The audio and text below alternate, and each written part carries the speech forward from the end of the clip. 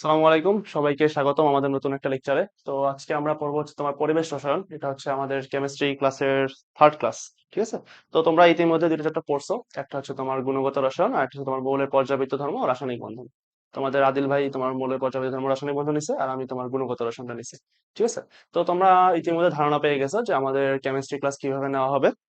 আর তার ধারাবাহিকতায় আমাদের নতুন একটা চ্যাপ্টার শুরু হচ্ছে, সেটা হচ্ছে তোমার পরিবেশ রসায়ন। তো প্রত্যেক ক্লাসের মতোই একটা কথাই বলবো যে আজকের ক্লাসটা পুরোপুরি দেখবা। দেখার পর যাদের সমস্যা আছে আর কি, এখন অনেকে আছে যারা এই তোমার পরিবেশ রসায়নটা খুব ভালো পারে, তারা শুধুমাত্র স্লাইড দেখলেই হবে। ঠিক আছে। দেখবা যে স্লাইডে কোনো কিছু নতুন আছে কিনা। যদি থাকে কিছু তাহলে সেই পার্টটা শুধুমাত্র ভিডিও দেখে নিবা। আর যারা মনে করো যে মনে করতেছো যে তোমার একটু বেসিকের সমস্যা আছে, না তুমি এই টপিকটা ভালো মতো পারো না, ভালো মতো বুঝো না, তাহলে তুমি পুরো ক্লাসটা করবা। ঠিক আছে, পুরো ক্লাসটা করবা, পুরো ক্লাসে নোট করবা। আমরা প্রত্যেকটা টপিক রাখছি যে সব টপিক থেকে তোমার কোয়েশ্চেন আসে, যে যে টপিক গুলো বারবার রিপিটেডলি আসে। ঠিক আছে। প্রত্যেকটা টপিক রাখছি। প্রথমে আমরা বেসিক আলোচনা করবো, দেন আমরা তোমার প্রশ্নতে যাবো। ওকে। তো আমরা বেশি কথা না বলে আমাদের ক্লাস শুরু করি। ঠিক আছে। আচ্ছা। তো আমাদের প্রথম টপিক সেটা কি? Boyle Charles গেলুসাক। সেলুসাক না, এটা গেলুসাক হবে। গেলুসাক।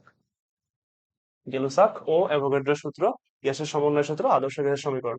আচ্ছা, এই যে পরিবেশ রসায়ন এই চ্যাপ্টারের প্রথম দিকে তোমার কিছু আছে না, বায়ুমণ্ডলে কিছু স্তর আছে। সেই স্তরগুলো তোমরা বই থেকে নিজেরা পড়ে নিবা, কারণ সেই সব স্তর থেকে আসলে তেমন একটা প্রশ্ন আসে না। মেডিকেলে শুধুমাত্র প্রশ্ন আসে আর জাহাঙ্গীরনগর ভার্সিটিতে প্রশ্ন আসে। ঠিক আছে। জাহাঙ্গীরনগর ভার্সিটি ডি ইউনিটে বিশেষ করে সেই প্রশ্নগুলো আসে। আচ্ছা। তো সেই টপিক গুলো তোমাদের নিজের পড়া থাকবে, যেমন মেসোমন্ডল আছে, ট্রোপোমন্ডল আছে, ট্রোপোস্ফিয়ার, মেসোস্ফিয়ার, আয়োনোস্ফিয়ার। ঠিক আছে। এগুলো একবার নিজেরা দেখে নিবে। ওকে। যে কোনটা কতটুকু বিস্তৃত, কোন অঞ্চলে কি বলা হয়, কোনটাকে শান্ত মন্ডল বলা হয়, কোনটাকে শিলামন্ডল বলা হয়। ঠিক আছে, এগুলো দেখে নিবে। ওকে। চলো আমাদের প্রথম টপিক আমরা শুরু করি।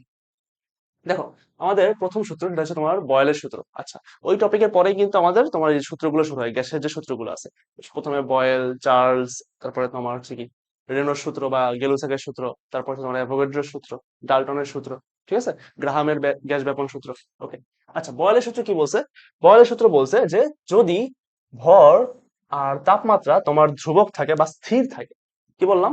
ধ্রুবক থাকে বা স্থির থাকে মানে কি? স্থির থাকা মানে কি? তার কোনো চেঞ্জ হবে না, কোনো চেঞ্জেস আসবে না।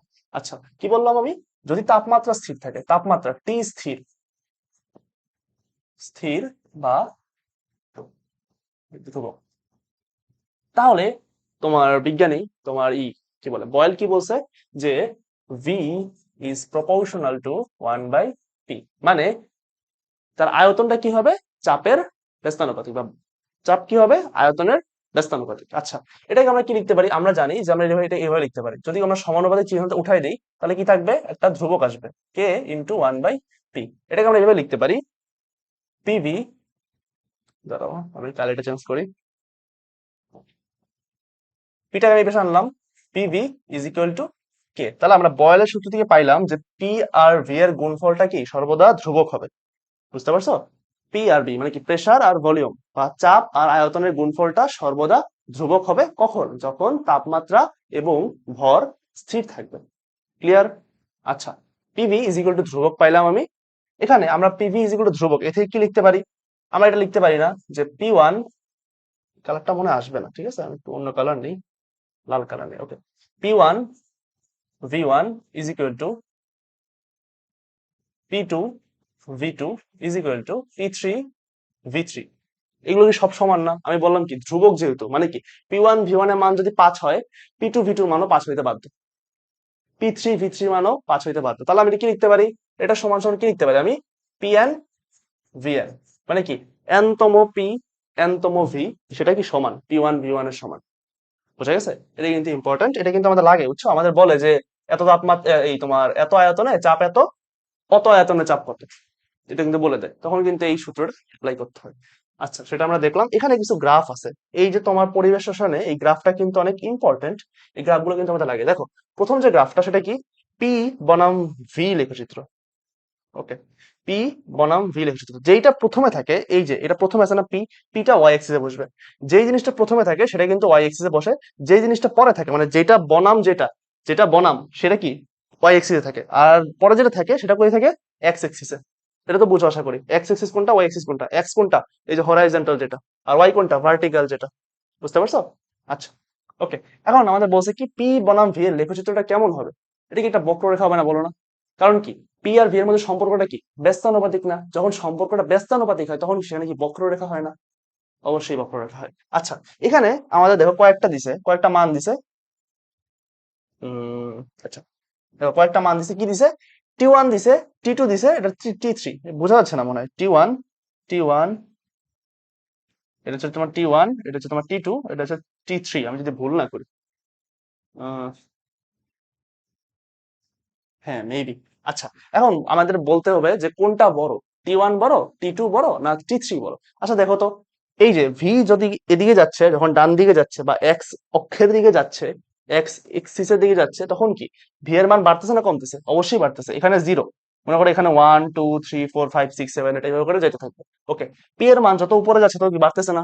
আচ্ছা, আমরা কি দেখতেছি, ভি এর মান যত ডান দিকে যাচ্ছে, পি এর মানটা কি তত কমতেছে না? দেখো প্রথমে কত ছিল, যখন মনে করো আমি ভি এর মান যখন মনে করো 5 লিটার, তখন তোমার পি এর মান মনে করো যে 20 এটিএম, সাপোজ 20 এটিএম। বাট আবার যখন তোমার ভি এর মান তোমার মনে করো যে 50, তখন তোমার পি এর মান হচ্ছে 10 এটিএম। দেখছো?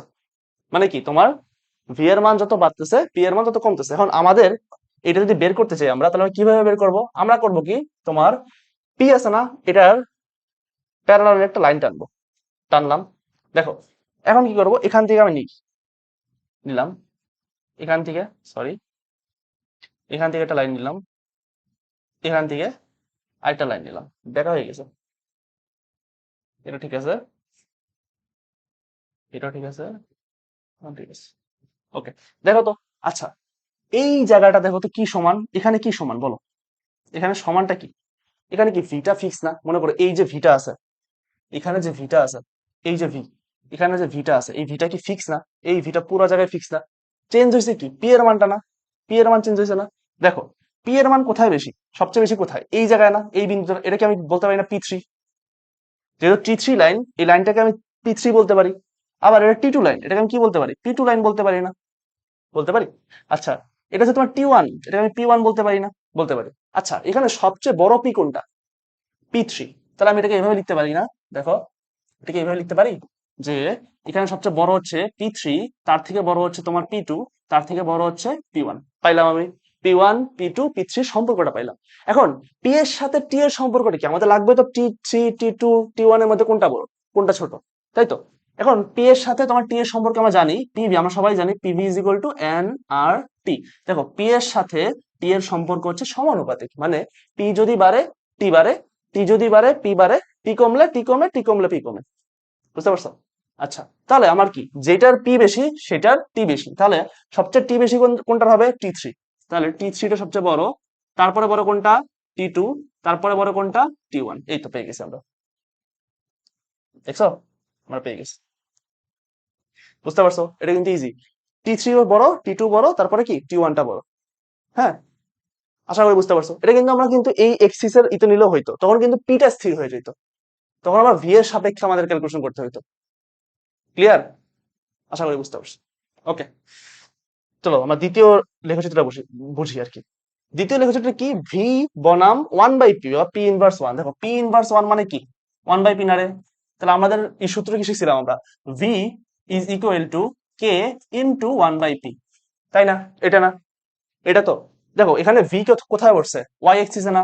তাহলে লিখলাম ওয়াই। কে, এটা কি এম আকারে প্রকাশ করা যায় না? ঢাল, ঢাল লেখা যায় না? এম লেখা যায় না? এখানে এম লিখলাম, ইনটু এই যে 1/p, এটা কি এক্স অক্ষে বসছে না? এক্স লিখলাম। Y is equal to M into X বা এম এক্স, এটা কি মূল বিন্দুগামী সরলরেখা সমীকরণ না? এটা তো মূল বিন্দুগামী সরলরেখা সমীকরণ, তাই তো? আচ্ছা, মূল বিন্দুগামী সরলরেখা সমীকরণ, দেখো এখানে সব কিন্তু মূল বিন্দুগামী। এখন আমাদের কি করতে হবে? সেম জিনিস বের করতে হবে, টি3 বড় না টি2 বড় না টি1 বড়, সেটা বের করতে হবে। আবার সেম জিনিস করবো আমরা, কি করবো? ট্রিক্স কি তোমার, যে আমরা একটা প্যারালাল লাইন টানবো। কোন অক্ষে টানবো? মনে করো আমি দিলাম এক্স অক্ষরে টানি আমরা, সরি ওয়াই অক্ষের প্যারালাল টানি, আবার টানলাম। ওকে, এবার আমি কি করলাম, 1/p কে আমি ধ্রুবক দিয়ে দিলাম। বুঝতে পারছো? 1/p কে আমি কি করলাম? ধ্রুবক দিয়ে দিলাম। ওকে, এটা কি, এখানে 1/p টা কি ফিক্স না? এই জায়গাটা কি 1/p টা ফিক্স না? আচ্ছা, দেখো এইটার মান কি হবে? ভি1 হবে না? টি1 এর জন্য এটা কি হবে? ভি1। টি2 এর জন্য কি হবে? ভি2। টি3 এর জন্য কি হবে? ভি3। বোঝা গেছে? আচ্ছা, এখানে সবচেয়ে বড় কোনটা বলো তো আমাকে? ভি3 সবচেয়ে বড়, তাহলে আমি লিখি সবচেয়ে বড় কোনটা? সবচেয়ে বড় দ্বিতীয় চিত্রে তোমার হচ্ছে কি V3, তারপরে কোনটা V2, তারপরে কোনটা V1। বুঝা গেছে? এখন ভি এর সাথে তোমার টি এর সম্পর্ক কি দেখো তো। এই যে ভি, এই যে টি, ভি এর সাথে টি এর সম্পর্ক কি সমানুপাতিক না, প্রপোর্শনাল টু টি না? অবশ্যই। তার মানে ভি যদি বাড়ে টি বাড়বে, ভি কমলে টি কমবে। ওকে, তার মানে কি হবে, V3 যেখানে আছে সেটাকে কে রিপ্লেস করবে, T3 রিপ্লেস করবে। ওকে, T3 সবচেয়ে বড়, তারপর হচ্ছে T2, তারপর হচ্ছে তোমার T1। এই তো আমরা পেয়ে গেছি 2 নাম্বারটা। বোঝা গেছে? দেখো, আগেরটাও কিন্তু সেম ছিল, এটাও কিন্তু সেম হয়ে গেছে। ওকে, বোঝা গেছে? আচ্ছা, এবার আমরা 3 নাম্বারটা করি। দেখো, সেম, এবার কি পিভি বনাম পি। আচ্ছা দেখো, আমরা কি জানি বয়েলের সূত্র দ্বারা আমরা কি শিখছি? আমরা শিখছি না যে পিভি ইজ ইকুয়াল টু ধ্রুবক, P V is equal to কি কে। মানে তুমি অন্য যা কিছুই রাখো, অন্য যা কিছুই রাখো, পিভিটা ধ্রুবক হবে, সবসময় ধ্রুবক ধ্রুবক হবে। পি রাখো, এখানে পি রাখো, ভি রাখো, তুমি 1/p রাখো, 1/v রাখো, যাই রাখো, পিভিটা সবসময় ধ্রুবক হবে। দেখো তো, পিভির মান কোনো সময় কি চেঞ্জ হয়েছে? দেখো, পি এর মান তুমি যত বাড়াও, পি এর মান বাড়াও, পিভির মান কিন্তু সেম। এই দেখো T1 এর ক্ষেত্রে দেখো পিভির মানটা কিন্তু এইভাবে যাচ্ছে, প্রত্যেকটা জায়গায় পিভির মান সেম। T2 এর ক্ষেত্রেও প্রত্যেকটা জায়গায় পিভির মান সেম। বোঝা গেছে তো? আচ্ছা, এখন আমাদের কি করতে হবে? আমার কিন্তু পিভি ধ্রুবক পেয়ে গেছি। এখন আমাদের কি করতে হবে? প্যারালাল টানো, লাইন টানো, দেখো, আবার টানো। ওকে, এইবার আমাদের কাহিনী কি হবে? আমরা পিটাকে ফিক্স করে দিছি, আবার পিটাকে ফিক্স করে দিছি। এখানে T1 এর জন্য কি হবে? P1 V1। T2 এর জন্য কি হবে? P2 V2। T3 এর জন্য P3 V3। বোঝা গেছে? আচ্ছা, এখন দেখো, সবচেয়ে বড় কোনটা এখানে? P3, কারণ কি ওয়াই অক্ষের উপর দিয়ে গেলে তো বড় হয় না, একটু তো জানো আশা করি, সরলরেখা তো পড়ছো একটু। আচ্ছা, এটা সবচেয়ে বড় কোনটা? P3 V3। আমি লিখি, সবচেয়ে বড় কোনটা? P3 V3, এটা সবচেয়ে বড়। তারপরে বড় কোনটা? P2 V2। তারপরে কোনটা বড়? আমার P1 V1। P1 V1। এখন আমরা দেখছি যে P1 P আর V এর সাথে, দেখো P আর V এর সাথে T এর সম্পর্কটা কিরকম রে? সমানুপাতিক, আবারও সমানুপাতিক। তার মানে কি, যেখানে P3 V3 বড়, সেটাকে কি দ্বারা রিপ্লেস করা যাবে? T3 দ্বারা। ওকে, রিপ্লেস করি। কি দ্বারা রিপ্লেস করবো আমি? T3। তার মানে সবচেয়ে বড় T3, তারপরে P2 V2 তে কি লিখবো আমি? T2। P1 V1 কে কি লিখবো আমি? T1। এই তো পেয়ে গেলাম আবার। দেখছো কত ইজি?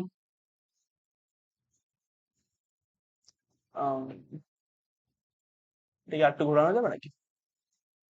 ওকে, ঠিক আছে। আচ্ছা, এটা হচ্ছে আমাদের প্রথম, আমাদের ফার্স্ট চিত্র। এটা হচ্ছে আমাদের সেকেন্ড চিত্র। এটা হচ্ছে আমাদের থার্ড চিত্র। বোঝা গেছে? দেখো, এই যেখানে লেখা দিছে যে প্রতি ক্ষেত্রে, দেখো সবগুলো ক্ষেত্রেই কি আমার T3 সবচেয়ে বড়, T1 তারপরে T2, তারপরে সবচেয়ে ছোট কোনটা? T1। বোঝা গেছে? খুবই ইজি কিন্তু। এই গ্রাফ থেকে কিন্তু প্রশ্ন আসবে মাস্ট। কি বললাম? এখান থেকে প্রশ্ন আসবে, গ্রাফ থেকে প্রত্যেকবারই প্রশ্ন আসে। ওকে, আচ্ছা, পরেরটাই যাই আমরা। এরপরে কি চার্লসের সূত্র। চার্লসের সূত্রে কোনটা স্থির থাকে? দেখো, যতে চার্লস, যতে কি তোমার চাপ আছে কিন্তু এখানে, কই, এই তো, যখন চাপ ধ্রুবক, যতে চার্লস যতে চাপ ধ্রুবক, ঠিক আছে? তাহলে আমরা জানি কয়টা সম্পর্কে, পি ভি টি। এখন চাপ যদি ধ্রুবক হয়, আমরা কি কি সম্পর্কে জানি? পি সম্পর্কে জানি, ভি সম্পর্কে জানি, টি সম্পর্কে জানি, এই তিনটা সম্পর্কে জানি আমরা, ঠিক আছে? তাপগতীয় চলরাশি আর কি, এই তিনটা সম্পর্কে জানি। তাহলে এর মধ্যে তোমার কি চাপ নাই, চাপ বাদ, তাহলে সম্পর্ক কার সাথে থাকবে? ভি ইজ প্রপোর্শনাল টু টি। দেখো, এই যে ভি ইজ প্রপোর্শনাল টু টি, এখানে টি কি? পরম তাপমাত্রা। বোঝা গেছে? আচ্ছা, যখন তোমার ভর ধ্রুবক আর চাপ ধ্রুবক, এখান থেকে আমরা কি লিখতে পারি? দেখো, সমানুপাতিক চিহ্নটা আমরা উঠাই দিই, V is equal to KT, অথবা V divided by T is equal to K. এখান থেকে আমরা কি লিখতে পারি? V1 T1 is equal to V2 T2 is equal to V3 T3 is equal to Vn Tn। বোঝা গেছে? Vn Tn, সহজ না রে? ইজি না? আচ্ছা, এই সমীকরণ দিয়ে প্রশ্ন আসবে কিন্তু, মানে এই সমীকরণ ব্যবহার করে আর কি, যে বলবে যে তোমার আয়তন এত গুণ করা হয়েছে, তোমার তাপমাত্রা এত গুণ করা হয়েছে, পরবর্তী আয়তন আবার এত গুণ করা হলো, তাহলে পরবর্তী তাপমাত্রা কত, এইভাবে প্রশ্ন আসবে। ওকে, আচ্ছা দেখো, এখানেও কিন্তু সেম জিনিস আছে, এই সিনারিও। তোমার এখানে কোনটা বড় হবে কোনটা ছোট হবে সেটা দেখা যাচ্ছে, আমি একটা দেখাই দিব, বাদ বাকিগুলো তোমরা করবা। ওকে, নিজেরা করবা, সেম জিনিস, সেম ফরম্যাটে আগাবো আমরা। ওকে, এখানে দেখো তোমার দেওয়া আছে কি ভি বনাম টি। আচ্ছা, আমরা কি শিখছি যে তোমার ভি ডিভাইডেড বাই টি সমান সমান ধ্রুবক, চার্লসের সূত্র। চার্লসের সূত্র আমরা কি শিখছি, ভি ডিভাইডেড বাই টি মানে ভি আর টি এর অনুপাতটা বা রেশিওটা তোমার কি ধ্রুবক। ওকে, দেখো এখানে দেওয়া আছে কি ভি, এখানে দেওয়া আছে টি, তার মানে কি হবে, সরলরেখা হবে। এটুকু তো বুঝতে পারতেছো, ভি আর টি এর যে সরলরেখা হবে, কারণ কেন দেখো তো, এই যে ভি আর টি এখানে আছে না, তাহলে ভি কোথায় আছে, ওয়াই এক্সিস আছে, তার মানে এটা কি লিখতে পারি, এখানে ওয়াই লিখতে পারি আমি। এটা কি ওয়াই, এটা কি টিটা কি এক্স না, এটা কি M, Y is equal to M X না, এটা কি মূল বিন্দু কবি সরলরেখা না, দেখো তো এটা আছে কিনা, এই যে মূল বিন্দু, জিরো জিরো বিন্দু, এখানে কি সরলরেখা না প্রত্যেকটা। ওকে, এটা বোঝা গেল, ঠিক আছে, আগেরটার মতোই কিন্তু। এখন দেখো আমি কি করবো, একটা তোমার এখানে ওয়াই অক্ষের একটা প্যারালাল লাইন টানলাম। এখন আমি কোনটাকে ফিক্স করে দিছি, আমি টিটাকে ফিক্স করে দিছি, এটা কি টি, টিকে আমি ফিক্স করে দিছি, বুঝা গেছে। এখন আমি দেখবো কোনটা বড়, সবচেয়ে বড় কোনটা এখানে, পি ওয়ান, তাই না, সরি, সবচেয়ে বড় কোনটা পি ওয়ান, তারপরে বড় কোনটা পি টু, তারপরে সবচেয়ে ছোট কোনটা পি থ্রি, কারণ কি এক্স মানে ওয়াই অক্ষের সবচেয়ে নিচের দিকে, তাই না। মনে করো আমি এক্স অক্ষ দিয়ে 5 একে বসলাম, তারপরে মনে করো এটা 2, এটা 3, এটা 4, এইভাবে করে উপরে উঠবে না। ওকে, তারপরে সবচেয়ে বড় কোনটা আমি এখানে পাইলাম, পি ওয়ান, সবচেয়ে বড় পি ওয়ান, তারপরে পি টু, তারপরে পি থ্রি, মানে সবচেয়ে ছোট কোনটা পি থ্রি। ওকে, এবার আমার চাইছে কি, এখানে ভি চাইছে, তার মানে ভি এর সম্পর্কগুলো বের করতে হবে। এখন পি এর সাথে ভি এর সম্পর্ক কি রে, ব্যস্তানুপাতিক, বয়েলের সূত্রতে পাইছি আমরা। আমরা কি জানি, তারপর আমি দেখাই, PV is equal two nRT জানি না আমরা, এনআরটি। ওকে, পি এর সাথে ভি এর সম্পর্ক কি, কারণ যদি পি রাখি এই পাশে, তাহলে কি ভিটাও ভেবে চলে যাবে না, এনআরটি ডিভাইডেড বাই ভি, তার মানে ভি পি এর সাথে ভি এর সম্পর্ক কি, ব্যস্তানুপাতিক, 1/v। তার মানে যদি ভি বাড়ে পি কমবে, পি বাড়লে ভি কমবে। দেখো পি কি বাড়ছে সবচেয়ে বেশি কোনটায়, পি ওয়ানে, তার মানে পি ওয়ানটা সবচেয়ে কম হবে। পি থ্রি কি সবচেয়ে কম না, চারটা সবচেয়ে কম না, তার মানে কি আয়তনটা সবচেয়ে বেশি কোথায় হবে, ভি থ্রি তে হবে। তার মানে পি ওয়ান এর জন্য কি হবে, ভি ওয়ান, পি টুর জন্য হবে ভি টু, পি থ্রির জন্য হবে ভি থ্রি। কারণ আয়তন তাহলে সবচেয়ে কোথায় বেশি হবে, ভি থ্রি তে, আয়তন ভি থ্রি সবচেয়ে বেশি, তারপরে সবচেয়ে বেশি হচ্ছে ভি টু তে, তারপরে সবচেয়ে কম হচ্ছে কোথায়, ভি ওয়ান এ। এই হচ্ছে আমাদের সমীকরণ। সমীকরণ বলতে আমাদের ই পাইলাম আর কি, ক্রমটা পেয়ে গেলাম আমরা। এই তো এটাই, এটা হচ্ছে আমাদের অ্যান্সার, মনে থাকবে।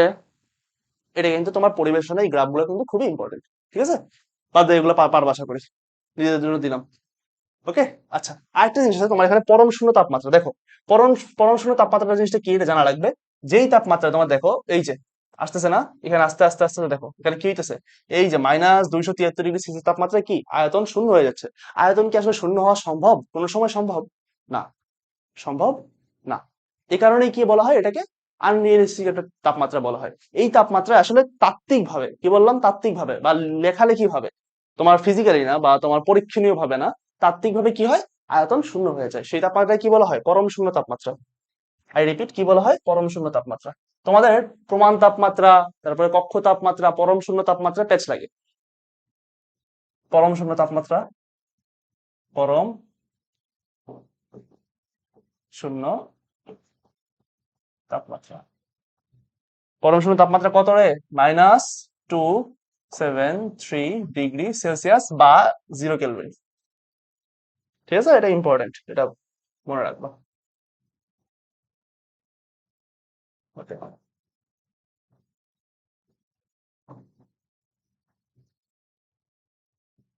ওকে, আচ্ছা, তাহলে ছোট করে দিই। আচ্ছা, ঠিক আছে, 0 কেলভিন কিন্তু। আচ্ছা, এটা ফারেনহাইট নিজে বললে করে নিবা, ঠিক আছে, মনে রাখবা। কত মনে নেই আমার সঠিক, বাট কত হইতে পারে, 574 না কত জানি এরকম হইতে পারে। আচ্ছা, যাই হোক, ক্যালকুলেশন করে দেখবা। না না, 574 না, ওটা অন্য কিছু মনে হয়। হ্যাঁ, আচ্ছা, এটা গেল তোমার পরম শূন্য তাপমাত্রা দেখলাম আমরা, প্রমাণ তাপমাত্রা কি, কক্ষ তাপমাত্রা কি, এসটিপি এনটিপি আমরা দেখতেছি আস্তে আস্তে। ওকে, গেলাম এই স্লাইড থেকে। আচ্ছা, এরপর হচ্ছে অ্যাভোগাড্রোর সূত্র। অ্যাভোগাড্রোর সূত্র কি বলছে, তোমার যখন তাপমাত্রা স্থির থাকবে এবং চাপ স্থির থাকবে, কি বললাম আমি, তাপমাত্রা আর চাপ স্থির থাকবে। দেখো যখন তাপমাত্রা আর চাপ স্থির বা ধ্রুবক থাকবে, তখন কি V is proportional two N, ঠিক আছে। আয়তন তোমার এন কি মূল সংখ্যা, এটা কি সমানুপাতিক। ওকে, এটাকে আমরা কিভাবে লিখতে পারি, V is equal to K n, অথবা V divide by n is equal to K বা ধ্রুবক। তাহলে আমি এটা কিভাবে লিখতে পারি, V one divide by n one is equal to V two divide by n two এটা কি লিখতে পারি আমি? ভিএন এন এন, মানে এটা এন তম, বোঝা গেছে? এটা কি আমার কার সূত্র? অ্যাভোগাড্রোর সূত্র। অ্যাভোগাড্রোর সূত্র, অ্যাভোগাড্রোর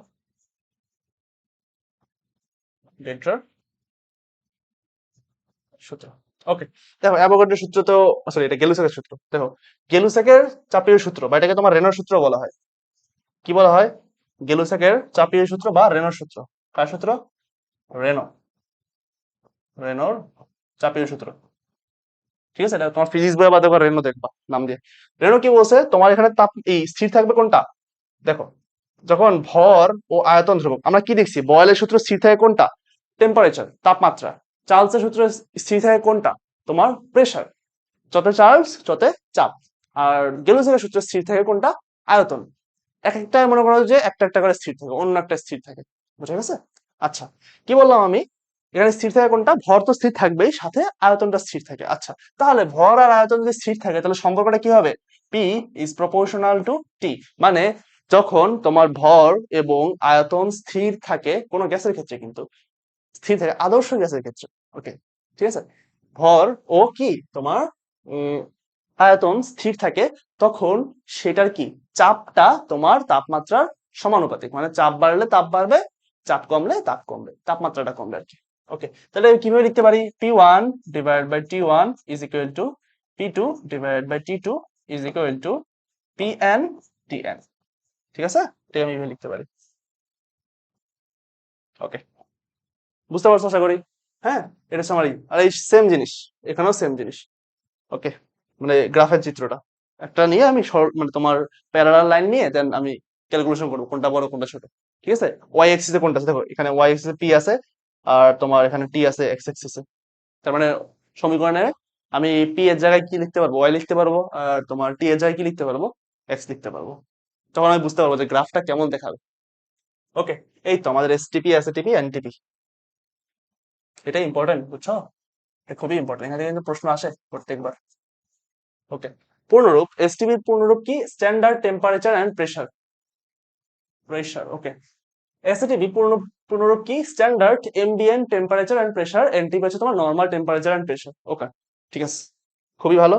এখন আমাদের কনফিউশন কোথায় লাগে? কনফিউশন লাগে আমাদের যে তাপমাত্রা কোথায় কত, চাপ কোথায় কতটুকু। দেখো এসটিপি তে তাপমাত্রা হচ্ছে তোমার 0 ডিগ্রি সেলসিয়াস, এটা তোমার 0 ডিগ্রি সেলসিয়াস, 0 ডিগ্রি সেলসিয়াস। ওকে, 0 ডিগ্রি সেলসিয়াস বা 273 কেলভিন। আমরা জানি যে 0 ডিগ্রি সেলসিয়াস মানে তোমার 273 কেলভিন। ওকে, গেল বাদ।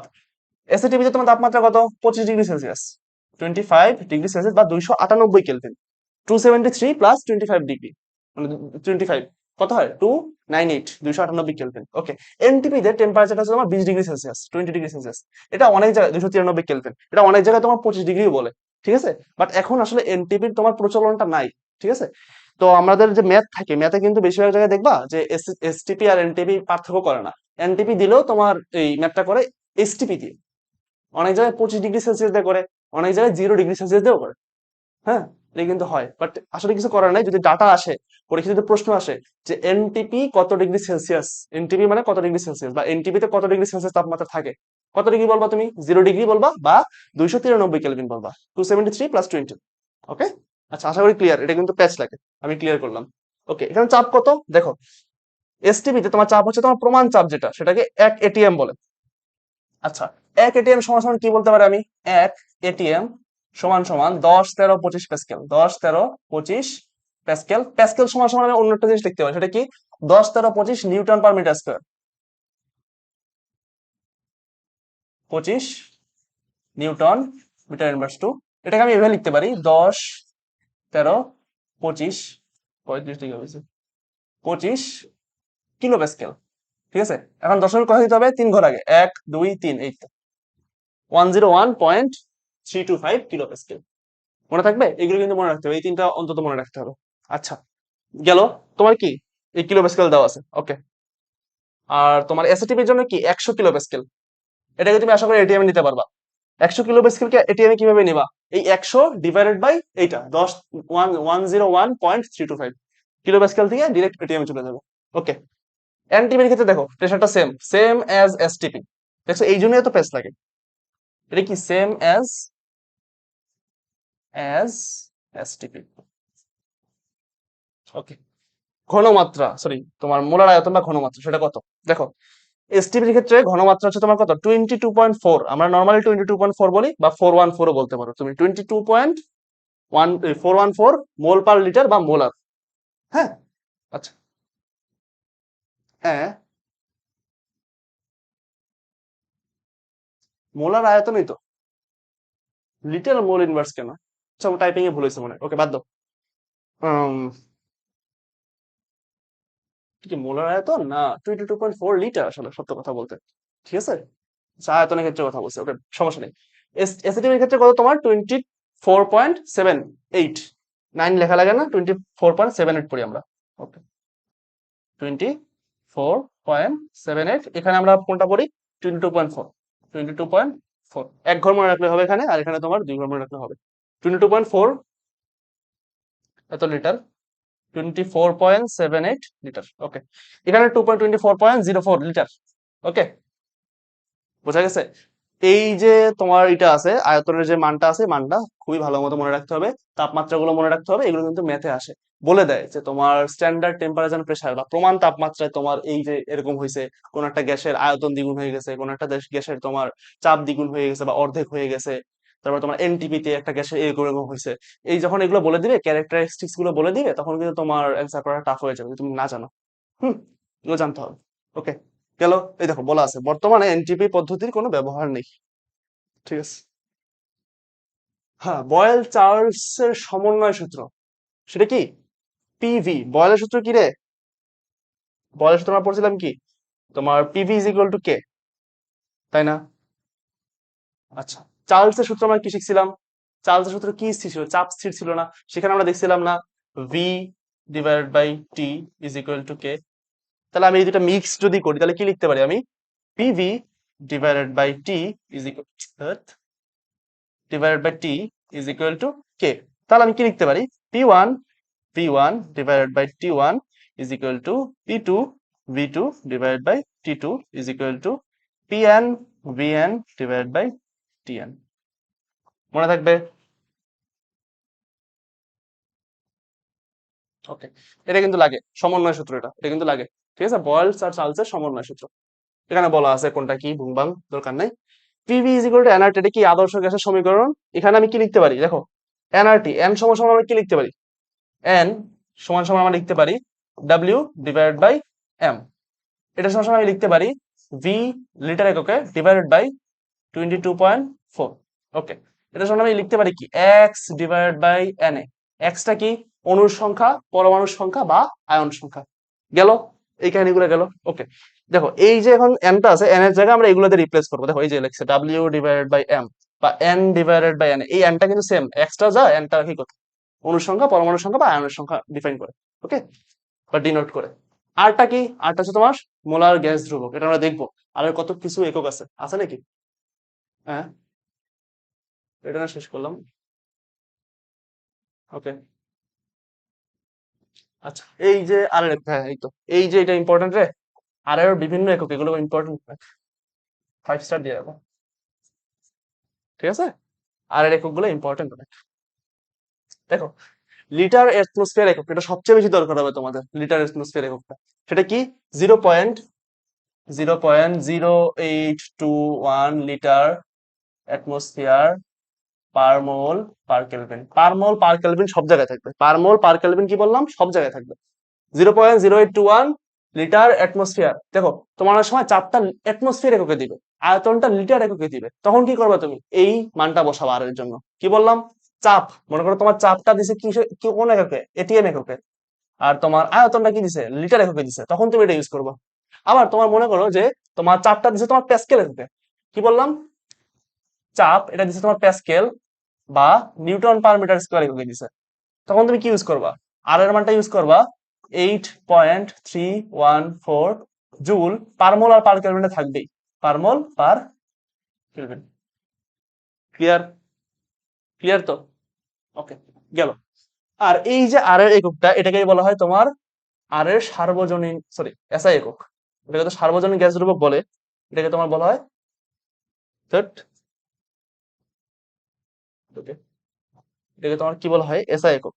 আর এর বা মোলার যে গ্যাস দ্রব্যটা আছে সেটা কি এসআই একক, এসআই ইউনিট, এসআই ইউনিট, ঠিক আছে, স্ট্যান্ডার্ড ইন্টারন্যাশনাল স্ট্যান্ডার্ড ইউনিট।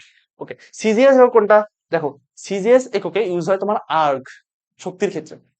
আমরা জানি শক্তির অনেকগুলো একক আছে, ইলেকট্রন ভোল্ট আছে, তোমার আর্গ আছে, জুল আছে, মেগা ইলেকট্রন ভোল্ট আছে।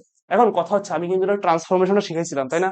আমি দেখাইছিলাম কি যে 1 ইলেকট্রন ভোল্ট গুণগত রসায়নে দেখাইছিলাম রে, 1 electron volt is equal two 1.6 into 10^12 erg. তারপর 1 electron volt is equal two 1.6 into 10^19 joule. আবার 1 জুল ইজ ইকুয়াল টু 10⁻7 আর। দেখাইছিলাম না এটা আমি? এই ট্রান্সফরমেশন গুলো দেখাইছিলাম তো। তো দেখো 8.314 ইন্টু তোমার আর নিলে কত হবে? 10⁻7 তোমার কি হবে? গুণ হবে।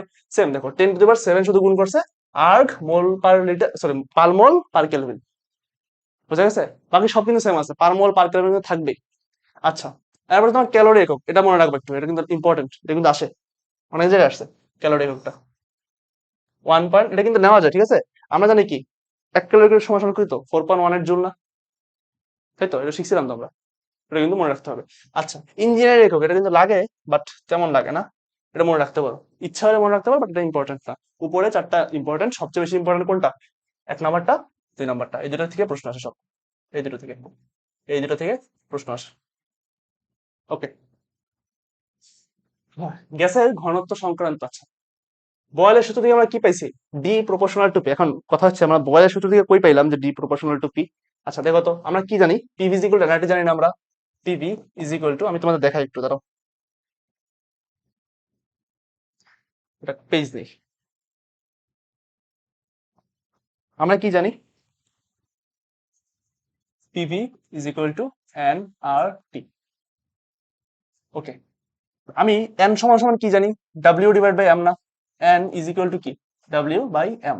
আচ্ছা, আমি এটা রিপ্লেস করি, PV is equal to W divide by M R T. এটাকে আমি একটু সাজায় লিখি, তোমাদের বোঝার সুবিধা আছে। Or, or, okay, PV is equal to, উপরে সবগুলো একসাথে গুণ করলাম, W R T divided by M. Okay, or, দেখো আমি এখন আর আর গুণ করে দিব, W R T, W R T is equal to কি লিখবো? পিভিএম, পিভিএম। এখন আমার টার্গেট থাকবে কি? তোমার পিভিএম লিখি নেই, লিখছিলাম তো, আচ্ছা, পিভিএম। আমার টার্গেট কি? ভেঙে ভেঙে দেখানো, যাতে তোমরা বুঝতে পারো, অনেকে থাকে যে মানে সহজে বুঝতে পারে না ট্রান্সফরমেশন গুলো, ঠিক আছে? আচ্ছা, ওকে, এইবার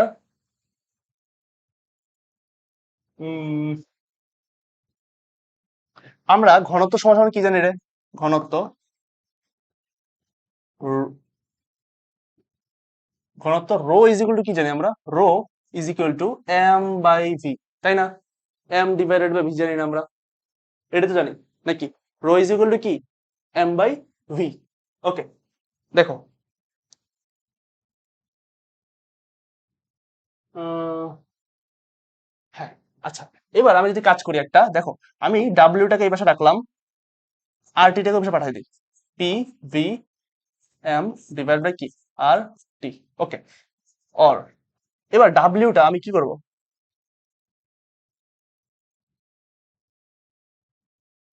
অর, আমি ডাব্লিউটা তোমার রাখবো, ভিটাকে এই পাশে নিয়ে আসবো, ভিটাকে এখানে গুণাকার আছে, এই পাশে কি হবে? ভাগাকার হয়ে যাবে না? W by V. এটাকে আমি এমটাকে কি বলতে পারি? ডাব্লিউ দ্বারা রিপ্লেস করতে পারি না? ডাব্লিউ বাই ভি দ্বারা রিপ্লেস করতে পারি। ওকে, কি থাকতেছে এখানে? P M divided by R T.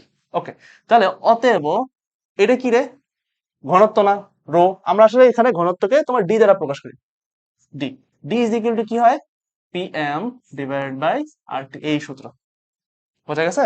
PV, PV is equal two nRT থেকে আমরা কিভাবে তোমার ঘনত্ব পাচ্ছি সেটা। এখন দেখো তোমার এখানে সম্পর্কগুলো আমরা তো দেখি, দাগ পড়ে না কেন? আচ্ছা, ডি এর সাথে তোমার পি এর সম্পর্ক কি? সমানুপাতিক, D is proportional two P. দেখো তো কি লেখা আছে? D is proportional two P, গেল। এবার দেখো, D is proportional to 1/t, তাই না? D is proportional to 1/t, দেখো কি লেখা আছে? D is proportional to 1/t। বোঝা গেছে? এই দেখো, D is equal to PM by R T, এটা আমরা কি প্রমাণ করছি না একটু আগে? কেবল এটা প্রমাণ করলাম আমরা, তাই না? এটা কেবলই প্রমাণ করলাম আমরা। বোঝা গেছে? তাহলে এটা কি আমরা কি লিখতে পারি?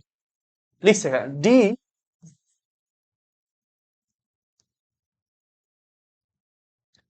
যদি তোমার পি এর সমানুপাতিক হয় তাহলে কি লিখতে পারি? D divided by P is equal to ধ্রুবক, বা D one divide by P one is equal to D two divided by P two. আবার এটা লিখতে পারি D one divided by T two is equal to D two divided by T one. Sorry sorry sorry,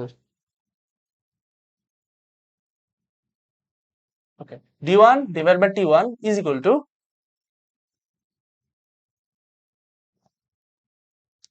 কি হইতেছে এটা? আচ্ছা, T one is equal to তোমার D two divide by T two.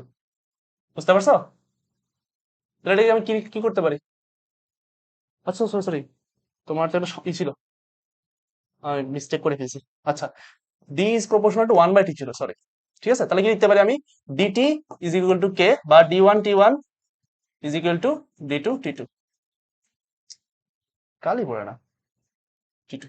বুঝতে পারছো? যখন মনে করো আমার কোনো একটা গ্যাসের, এই গ্যাসের মনে করো তোমার D one T one, D আর টি দেওয়া আছে ঘনত্ব, আর তোমার তাপমাত্রা দেওয়া আছে এত, তাপমাত্রা ঘনত্ব এত। বললো যে অন্য একটা গ্যাসের, বা তোমার মনে করো ওই গ্যাসটারই অন্য তাপমাত্রায় তোমার ঘনত্ব কত, তখন কি করবা? এই সূত্র দিয়ে বের করে ফেলবা। বা তোমার চাপের ক্ষেত্রে দিল, সেটা বের করে ফেলবা। দেখো টি টুটা পড়ে না, ইচ্ছা করে মুছে যাচ্ছে, আমি বুঝতেছি না। আচ্ছা যাই হোক, দেখো চাপের এককটা আছে আর তোমার কি, হ্যাঁ চাপের একক, এসআই একক কোনটা বলছিলাম? এই তোমার প্যাসকেল বা newton per metre square. Litre atmosphere একক কোনটা? এটিএম, চাপের। এটাই আমার নর্মালি ধরি চাপের একক। আয়তন কি? Metre cube. ওকে, এই ক্ষেত্রে। আর এই ক্ষেত্রে কি ডিএম কিউব বা লিটার? দেখো ডিএম কিউব বা ডেসিমিটার কিউব আর লিটার কিন্তু একই জিনিস। ঠিক আছে, মোলার হচ্ছে কেজি পার মোল, কেজি পার মোল, গ্রাম পার মোল। ওকে, ঘনত্ব কি? কেজি পার মিটার কিউব, গ্রাম পার লিটার বা গ্রাম পার ডেসিমিটার কিউব। লিটার মানে কি? Decimetre cube. ওকে, দেখো আর এর মান কোনটা, এককটা কোনটা বসে আমরা? যখন তোমার প্যাসকেল ইউজ হচ্ছে তখন কি 8.314 জুল পার কেলভিন পার মোল বা পার মোল পার কেলভিন। আর যখন তোমার এটিএম আছে তখন কি 0.0821 লিটার অ্যাটমসফিয়ার পার মোল পার কেলভিন, যেটা বলছি আমি। ওকে, আশা করি ক্লিয়ার। এইটা মনে রাখবা, এই যে প্রমাণটা, এই প্রমাণটা কিন্তু 2 মার্কসের জন্য আসতে পারে, ঢাকা ভার্সিটি আসতে পারে। হ্যাঁ, ওকে, আমাদের প্রথম প্রশ্নের প্রশ্ন একটু ভুল আছে, অপশনে ভুল আছে। ঠিক আছে, এই দেখো কি লিখছে, আমরা কি জানি? প্রশ্ন বলছে যে মোলার গ্যাস ধ্রুবকের সঠিক একক কোনটা? লিটার অ্যাটমসফিয়ার পার মোল পার কেলভিন, এটাই অ্যান্সার। বাট এখানে আরো অ্যান্সার আছে, লিটার অ্যাটমসফিয়ার পার মোল পার কেলভিন একই রকম, জুল পার মোল পার কেলভিন। এখানে আসলে কি এই ইনভার্সনটা হবে না, এখানে তোমার মোলের উপর ইনভার্সটা হবে না, শেষ। তখন অ্যান্সার শুধুমাত্র এই নাম্বারটা থাকে, বাদ এগুলো অ্যান্সার হয় না। ঠিক আছে, ক্যালোরি পার মোল পার কেলভিন হবে, আর্গ পার মোল পার কেলভিন, এটাও তো হয়। ঠিক আছে, আর এর মানগুলো কই? এই তো দেখো, আর্গ পার মোল পার কেলভিন, এটাও হয়, এখানেও ভুল আছে। ঠিক আছে, একটু চেক করে নিও এটা, এখানেও ভুল আছে, এখানেও মোল পার মোল হবে না। ওকে, তাহলে দেখো তিনটা অ্যান্সার হয়ে যেত, চারটা অ্যান্সার, শুধুমাত্র এটা অ্যান্সার না। কি বলবো আর। ওকে, সরি, ক্যালোরিটা অ্যান্সার না। আচ্ছা, প্রমাণ তাপমাত্রায় আয়তন হঠাৎ, দেখো আমাদের কিসের সম্পর্ক আছে প্রথমে দেখবো আমরা, আয়তন আছে মানে ভি আছে, হঠাৎ এত হয়ে গেলে তাপমাত্রা কত হবে? দেখো তাপমাত্রা কত হবে মানে আমাদের তাপমাত্রা লাগবে, প্রমাণ তাপমাত্রা। আমি কি বলছিলাম? প্রমাণ তাপমাত্রা কত রে? 0°C। ওকে, তাহলে বলছে কি টি ওয়ান দিয়ে দিছে আমাদের কত, 0°C। বলছে কি আয়তন হঠাৎ 1/3 হয়ে গেছে, মানে ভি ওয়ান এর মানটা আমি ধরে নেই ভি, তাহলে ভি টুটা কত হবে রে? ভি ওয়ান এর 1/3, মানে ভি ওয়ান ইন্টু 1/3, মানে কি হবে? ভি/3। ওকে, আমাদের দেখো কি সম্পর্ক আছে, টি আর ভি এর সম্পর্ক, পিভি ভিটি, ভিটি সম্পর্ক কার হয়? চার্লসের। মানে এখানে কি চাপ ধ্রুবক থাকে, মানে কি V one divided by T one is equal to V two divided by T two. আমার লাগবে কি? T two. তাহলে আমি রাখলাম, উল্টাই দিই, T one divide by V one is equal to T two divide by V two. অর্থাৎ T two is equal to কি থাকবে আমার? T one divide by V one into V two. Okay, এবার মান বসে আমরা, টি ওয়ান এর মান কত? 0°C বা 273 কেলভিন। তোমার ভি ওয়ান এর মান কত? ভি। আর ভি টুর মান কত? ভি/3। ওকে, ভি/3। ভি, ভি কাটা, তাহলে এটার মান থাকছে কি 273 ডিভাইড বাই 3। মানটা কত আসবে দেখি, 273 ডিভাইড বাই 3, 91। Okay, 91 kelvin. এটা কি আমার অ্যান্সার? তাপমাত্রা কত হবে? ওকে, অ্যান্সার 91 কেলভিন। বুঝতে পারছো? বুঝতে পারছো? যদি এখানে প্রমাণ তাপমাত্রা যা কক্ষ তাপমাত্রা বলতো তাহলে কত হইতো?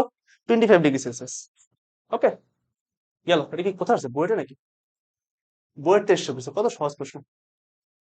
আচ্ছা, 38.5 ডিগ্রি সেলসিয়াস তাপমাত্রায় তাপমাত্রা দিচ্ছে, টেম্পারেচার দিয়ে দিচ্ছে টি তাপমাত্রায় গ্যাস সিলিন্ডারের চাপ পি দিছে। দেখো, পিভি ভিটি পিটি, পিটি কার সম্পর্ক? রেনোর সূত্র না বা গেলুসের সূত্র না, তাহলে পি আর টি এর মধ্যে সম্পর্ক কি? P1 divided by T1 is equal to P2 divided by T2. ওকে, আমার লাগবে কি বলছে সর্বোচ্চ কত চাপ সহ্য করতে পারবে, মানে আমার P2 এর মানটা লাগবে। তাহলে আমি লিখি P2 is equal to কি হবে? P1 divided by T1 into T2। এখন P1 এর মান কত? 6 atm 6।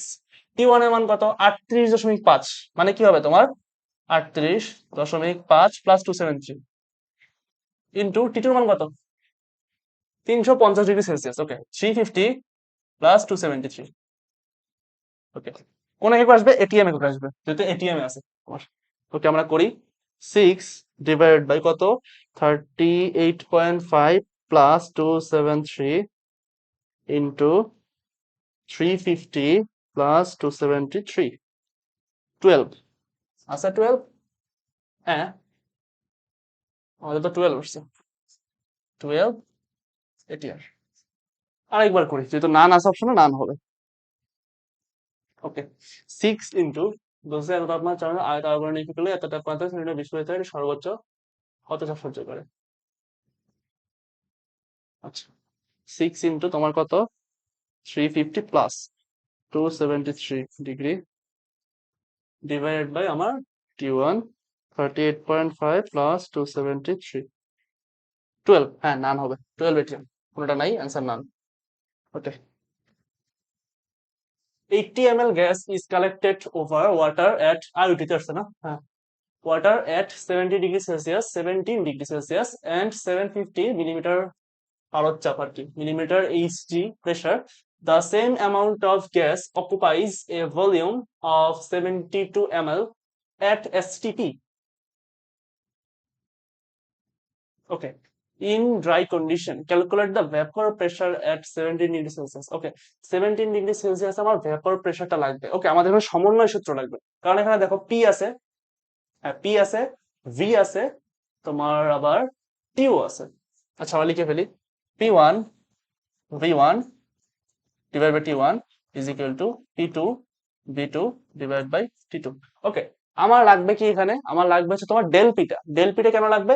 কারণ দেখো তোমার চাইছে কি ভেপর প্রেসার, আমাদের এখানে দেওয়া আছে দেখো gas collected from over water 70 degree Celsius এত প্রেসারে সেম অ্যামাউন্ট অফ গ্যাস তোমার কি করছে, অকুপাই করছে এত ভলিউম। মানে কি আমার এই ভলিউম থেকে যখন আমি আগের ভলিউম থেকে যদি পরে ভলিউমটা বার করে দিই, বাদ দিয়ে দিই, তখন কিন্তু আমার এই যে নেট যে তোমার এটা আছে প্রেসারটা আছে, মানে আগের প্রেসার থেকে যদি আমি প্রেসারটা বাদ দিয়ে দিই, তখন কিন্তু আমার এই যে ডেল পিটা আসবে। আর ডেল পিটা কিন্তু তোমার এই যে ভ্যাপর প্রেসার আসবে 17 ডিগ্রি সেলসিয়াস।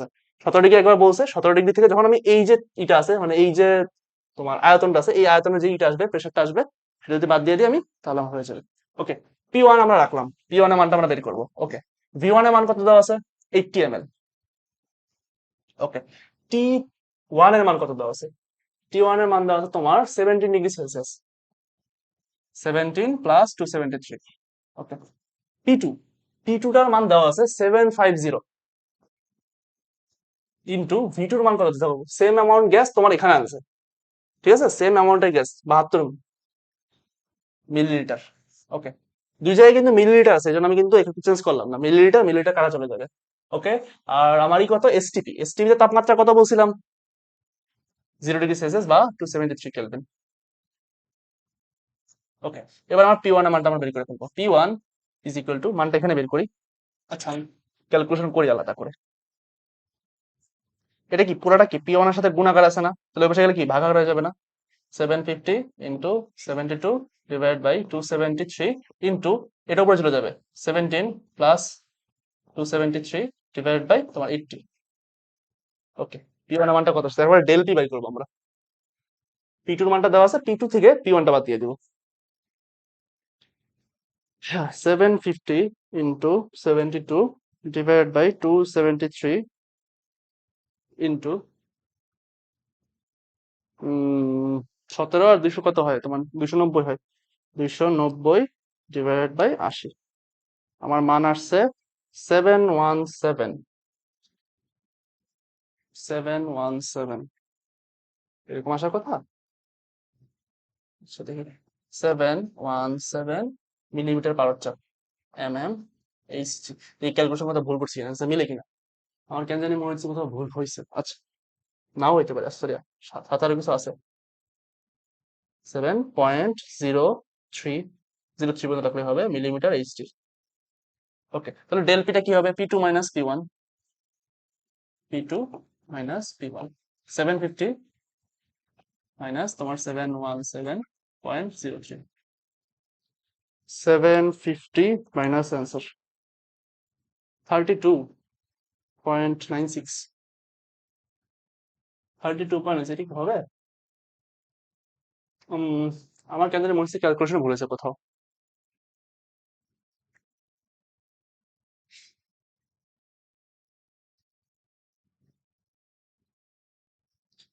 Q1টা উপরে চলে যাবে V1টা নিচে চলে আসবে V1 এর মানটা আছে তোমার 80 মিলিলিটার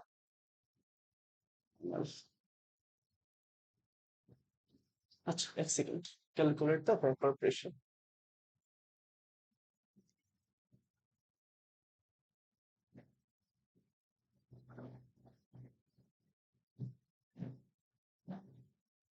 সমন্বয় সূত্রটা কোথায় এই তো P1 ডিভাইড বাই T1 ঠিকই তো স্যার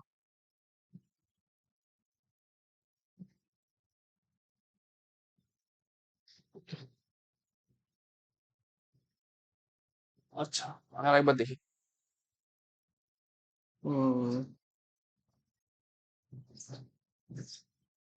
হইতেছে না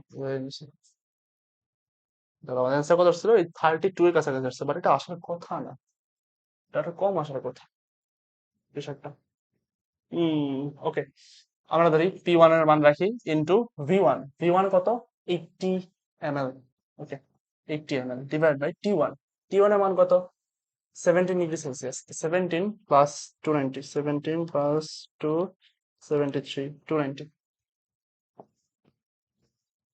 is equal to okay P2 into কত মান 72 ডিভাইড বাই T2 এর মান কত P2 এর মান তো আমরা জানি P2 এর মান হচ্ছে তোমার 750 আচ্ছা T2 এর মান কত আমার STP মানে 0 ডিগ্রি সেলসিয়াস বা 273 কেলভিন ওকে আচ্ছা বা P1 ইজ ইকুয়াল টু কি হবে এটা এবার চলে যাবে 750 ইন্টু 72 ইন্টু 290 ডিভাইডেড বাই তোমার কি 273 ইন্টু 80 এবার করি 750 into 72 into 290 divided by 273 into 80 717 same জিনিস আসতেছে ওকে 717.03 ডেল পি তাহলে কি আসতেছে সেম 32 কাছাকাছি মানে এটাই হবে মনে হয় 041 ঠিক আছে যদি কোনো ভুল থাকে আমি বলে দিব না ঠিক আছে আমার মনে হচ্ছে ক্যালকুলেশনটা একটু ভুল আছে প্রশ্ন কোথাও টাইপিং মিস্টেক হইতে পারে ঠিক আছে ওকে আচ্ছা ধরা যাক সূর্যের কেন্দ্রে যে গ্যাসগুলো আছে তাদের গড় আণবিক ভর মানে কি দিছে আণবিক ভর m দিছে 2 দিয়ে দিছে গ্যাসগুলো ঘনত্ব এবং চাপ যথাক্রমে ঘনত্ব কি ডি এর মান কত দিছে 1.5 কেজি পার মিটার কিউব তারপরে তোমার কি দিছে চাপ দিছে এত প্যাসকেল প্রেসার এই কিন্তু 1.1 ইন্টু 10⁻10 এত প্যাসকেল বলছে সূর্যের কেন্দ্রে তাপমাত্রা হিসাব করতে আমাদের লাগবে কি টি তাপমাত্রাটা লাগবে ওকে আচ্ছা ঠিক আছে দেখি ডি আমরা কি জানি D is equal to PM divided by R T okay আচ্ছা পি এর মান কত তোমার 1.1 ইন্টু 10⁻10 ইন্টু এম এর মান দেওয়া আছে 2 আর এর মান কত দেখো লাগবে কিসে আমার প্যাসকেল যদি দেওয়া আছে 8.314 ইন্টু টি এর মান কত ও টি এর মান তো লাগবে সরি টি এর মান লাগবে আর ঘনত্ব কত আছে 1.5 এবার করি টি এর মানটা এখানে চলে গেলে 1.5 নিচে চলে আসবে 1.1 ইন্টু 10⁻10 ইন্টু 2 8.314 ইন্টু তোমার 1.5। পেলা calculation 1.1 into 10⁻10 into 2 divide by 8.314 into 1.5। Okay, এটা মান আসছে আমার 1.7 ইন্টু 10⁻9। এই যেটা 1.76 এটা আসছে 1.76 ইন্টু 10⁻9 এত কেলভিন। ঠিক আছে, ওকে। পরের প্রশ্ন কি বলছে, 0°C তাপমাত্রায় এত চাপে অক্সিজেনের ঘনত্ব এত, 23°C তাপমাত্রায় এত চাপে অক্সিজেনের ঘনত্ব কত। মানে আমার বলছে তাপমাত্রা, দেখো প্রথমে তাপমাত্রা দেওয়া আছে, দেন কি দেওয়া আছে, চাপ দেওয়া আছে, দেন কি দেওয়া আছে, ঘনত্ব দেওয়া আছে। আমরা কি জানি, D is equal to PM divided by R T. Okay, তাহলে আমার ডিপিটি সম্পর্ক দেওয়া আছে। তার মানে কি, দেখো D T divided by P is equal to ধ্রুবক। মানে টিটা আমি এখানে আনছি, পিটা নিচে নিয়ে গেছি। তার মানে কি লিখতে পারি আমি, D1 divide by T1 divide by P1 is equal to D2 divide by T2, so D2 T2 divide by P2। Okay, আমার D1 এর মান কত, 1.43, 1.43 ইন্টু T1 এর মান কত, 0 ডিগ্রি মানে 273, P1 এর মান কত, 760, 760। আমার ঘনত্ব লাগবে না। ওকে, D2 এর মান কত, D2 ইন্টু তোমার T2 এর মান কত, T2 এর মান হচ্ছে তোমার 23 ডিগ্রি বা 258, 23 কত, 296, 296 কেলভিন। আর P2 এর মান কত, 720। ঠিক আছে, 720 মিলিমিটার চাপে। ওকে, এবার আমরা ক্যালকুলেশন করি, তাহলে D2 এর মানটা পেয়ে যাবো আমরা। D2 ইজ ইকুয়াল টু কি হবে, প্রথমে এই পাশটা করি, 1.43 ইন্টু 273 ডিভাইডেড বাই 760। ওকে, কত আসছে আমার, 0.51 ইন্টু ইন্টু করবো আমি, উল্টাই দিব আর কি, 720 ডিভাইডেড বাই 296। আমার D2 এর মান আসছে 1.24। D2 এর মান কত আসছে, 1.249 বা 1.25, 1.25 এই কি ছিল, গ্রাম পার লিটার, 1.25 গ্রাম পার লিটার। সিকিউরিটি 23 আসছে, ইজি। হ্যাঁ, নিচের কোনটি সত্য, না V1 থাকলে V0 থাকবে, এটা হবে না। পিভি ইজ ইকুয়াল টু, দেখি এটা তো এটা ঠিক আছে কিনা, পিভি ইজ ইকুয়াল টু আমরা কি জানি, এন আর টি, এন সমান W by M. Okay, PV is equal to W divide by M R T, T এই পাশে আনছে না, তাহলে কি PV divide by T is equal to W by M R, PV divide by T W divide M. হ্যাঁ ঠিক আছে, পেয়ে গেলাম। সিকিউরিটি টেস্ট হবে, বা কি সহজ কোশ্চেন আসছে, পানির মতো সহজ। আচ্ছা, গ্রাহামের গ্যাস বপন সংক্রান্ত সমস্যা চলে আসছে আমরা, টাইপ 2 মানে এটা না, টাইপ 2। ওকে, আচ্ছা, গ্রাহামের গ্যাস বপন সূত্র দেখো, R is proportional to 1 by root over T। ঠিক আছে, ব্যাপন হার আমরা কি জানি, নির্গত গ্যাসের আয়তন একক সময় আর কি, কতটুকু গ্যাস নির্গত হয় সেটা। আর গ্যাসের ব্যাপন হার সেটা বাড়বে কখন, যদি আণবিক ভর বেশি হয়, সেটা ব্যাপন হারটা কি হয়, কম হয় আর কি। আণবিক ভর বেশি হলে কি হয়, ছড়াইতে সময় লাগে না রে, তার মানে সেটা ব্যাপন হার কি হবে, বেশি হবে। আণবিক ভরটা বেশি হলে ব্যাপন হারটা কম হয়, আণবিক ভরটা কম হলে ব্যাপন হারটা বেশি হয়। মনে থাকবে। আর এই যে সূত্রগুলো আছে এটা মনে রাখতে হবে must, R1 divide by R2 is equal to D2 divide by D1, M2 divide by M1। M2 কি তোমার আণবিক ভর, আর D1 D2 কি ঘনত্ব। হ্যাঁ, এই যে তোমার দেওয়া আছে, M is equal two 2D। M কি, M হচ্ছে তোমার আণবিক ভর, D হচ্ছে তোমার বাষ্প ঘনত্ব, মানে আণবিক ভর ইজ ইকুয়াল টু 2 ইন্টু বাষ্প ঘনত্ব। এগুলো আমরা ছোট ক্লাসে পড়ছি। আচ্ছা, কোনটির ব্যাপন হার সমান, যাদের আণবিক ভর সমান তাদের কি ব্যাপন হার সমান, কি বললাম আমি, আণবিক ভর সমান হলে ব্যাপন হার সমান, আণবিক ভর সমান হলে ব্যাপন হার সমান। ঠিক আছে, 7×2 = 14, 14 তোমার কত আণবিক ভর, কার্বনে কত, কার্বনে হচ্ছে না, এটা হবে না, প্রথমে বাদ, 14 না হবে না, 44, 36.5 না, দেখো NH3, ওয়েট, ব্যাপন হার সমান বলছে, 14×2 = 28, সরি 14×2 = 28।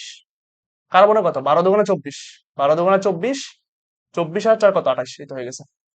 দেখছো, আণবিক ভর বাই করতে হবে। নাইট্রোজেনের ভর কত, 14, দুইটা নাইট্রোজেনে কত হয়? 14 × 7 = 28। কার্বনের ভর কত? 12। দুইটা 12 দুগুণে কত? 24। হাইড্রোজেনের 1, 24 আর 4 কত? 28। এই তো আণবিক ভর মিলে গেছে, তার মানে কি তাদের ব্যাপনার সমান এবং নিঃসরণ হারটাও সমান। ঠিক আছে, যাদের ব্যাপনার সমান তাদের নিঃসরণ হার সমান। ওকে, সেম ফরম্যাট। CH4 ও হিলিয়ামের ব্যাপন হারের অনুপাত কত? আচ্ছা, ব্যাপন হার আমরা এই দেখছিলাম না যে ব্যাপন হার কি? R1/R2 √M2/M1, মানে কি? ভর। এখন R1 ধরলাম আমরা CH4, এখন CH4 এর জন্য R1/R2 CH4 এর ভর কত? 12 আর 4 16। হিলিয়ামের ভর কত? Hydrogen helium 4। ওকে, তাহলে R1/R2 কত আসতেছে আমার? √, দেখছো চলে গেছে, 1/4। তাহলে R1:R2 কি আসতেছে আমার? 1:2। 1:2, 1:2। ওকে, শেষ। একই চাপ ও তাপমাত্রায় কোন পাত্রের একই ছিদ্রপথে এ ও বি নামক দুটি গ্যাসের নিঃসরণ হার যথাক্রমে এত এত। একটা ঘনত্ব দেওয়া আছে আর একটা ঘনত্ব, দেখো আমরা কিন্তু এটা দেখাচ্ছি তোমাদের। এই যে এই দুটো সূত্রই আছে। এই যে একটু একটু ইম্পর্টেন্ট, বেশি টাইম এটা লাগে না তেমন একটা। লাগে বলতে তোমার ওই যে কত দূর যাবে বা এই সময় ক্ষেত্রে লাগে এই তিনটা। ঠিক আছে, সবগুলো ব্যস্তানুপাতিক মধ্যে সম্পর্ক। ঠিক আছে, সবগুলো ব্যস্তানুপাতিক। কোথায় গেল? এই তো। আচ্ছা, বললাম কি হবে নিঃসরণ হার ব্যাপার সেম। আমার দেওয়া আছে কি R1 R2, তাহলে আমি ধরলাম R1 দেওয়া আছে কত? 0.3। R2 দেওয়া আছে কত? 0.2। আমার ঘনত্ব D1 দেওয়া আছে, সরি D1 D2 দেওয়া আছে। ওকে, D2 দেওয়া আছে 14, তাহলে D1 কত? আমরা জানি R1/R2 √D2/D1। ওকে, R1 R2 মান কত? R1 এর মান 0.3, R2 এর মান 0.2 √D2 এর মান কত? D2 এর মান হচ্ছে আমার 14, D1 এর মানটা আমার লাগবে। ওকে, স্কয়ারটা পাঠিয়ে দিই আমার পাশে, রুটটা পাঠালে পাশে স্কয়ার হয়ে যাবে। 0.3/0.2 স্কয়ার 14/D1। আচ্ছা, উল্টাই দিব, বের করি মানটা বের করি। 0.3 স্কয়ার ডিভাইড বাই 0.2 স্কয়ার, 9/4। হাসা, হাউ ইজ দিস পসিবল?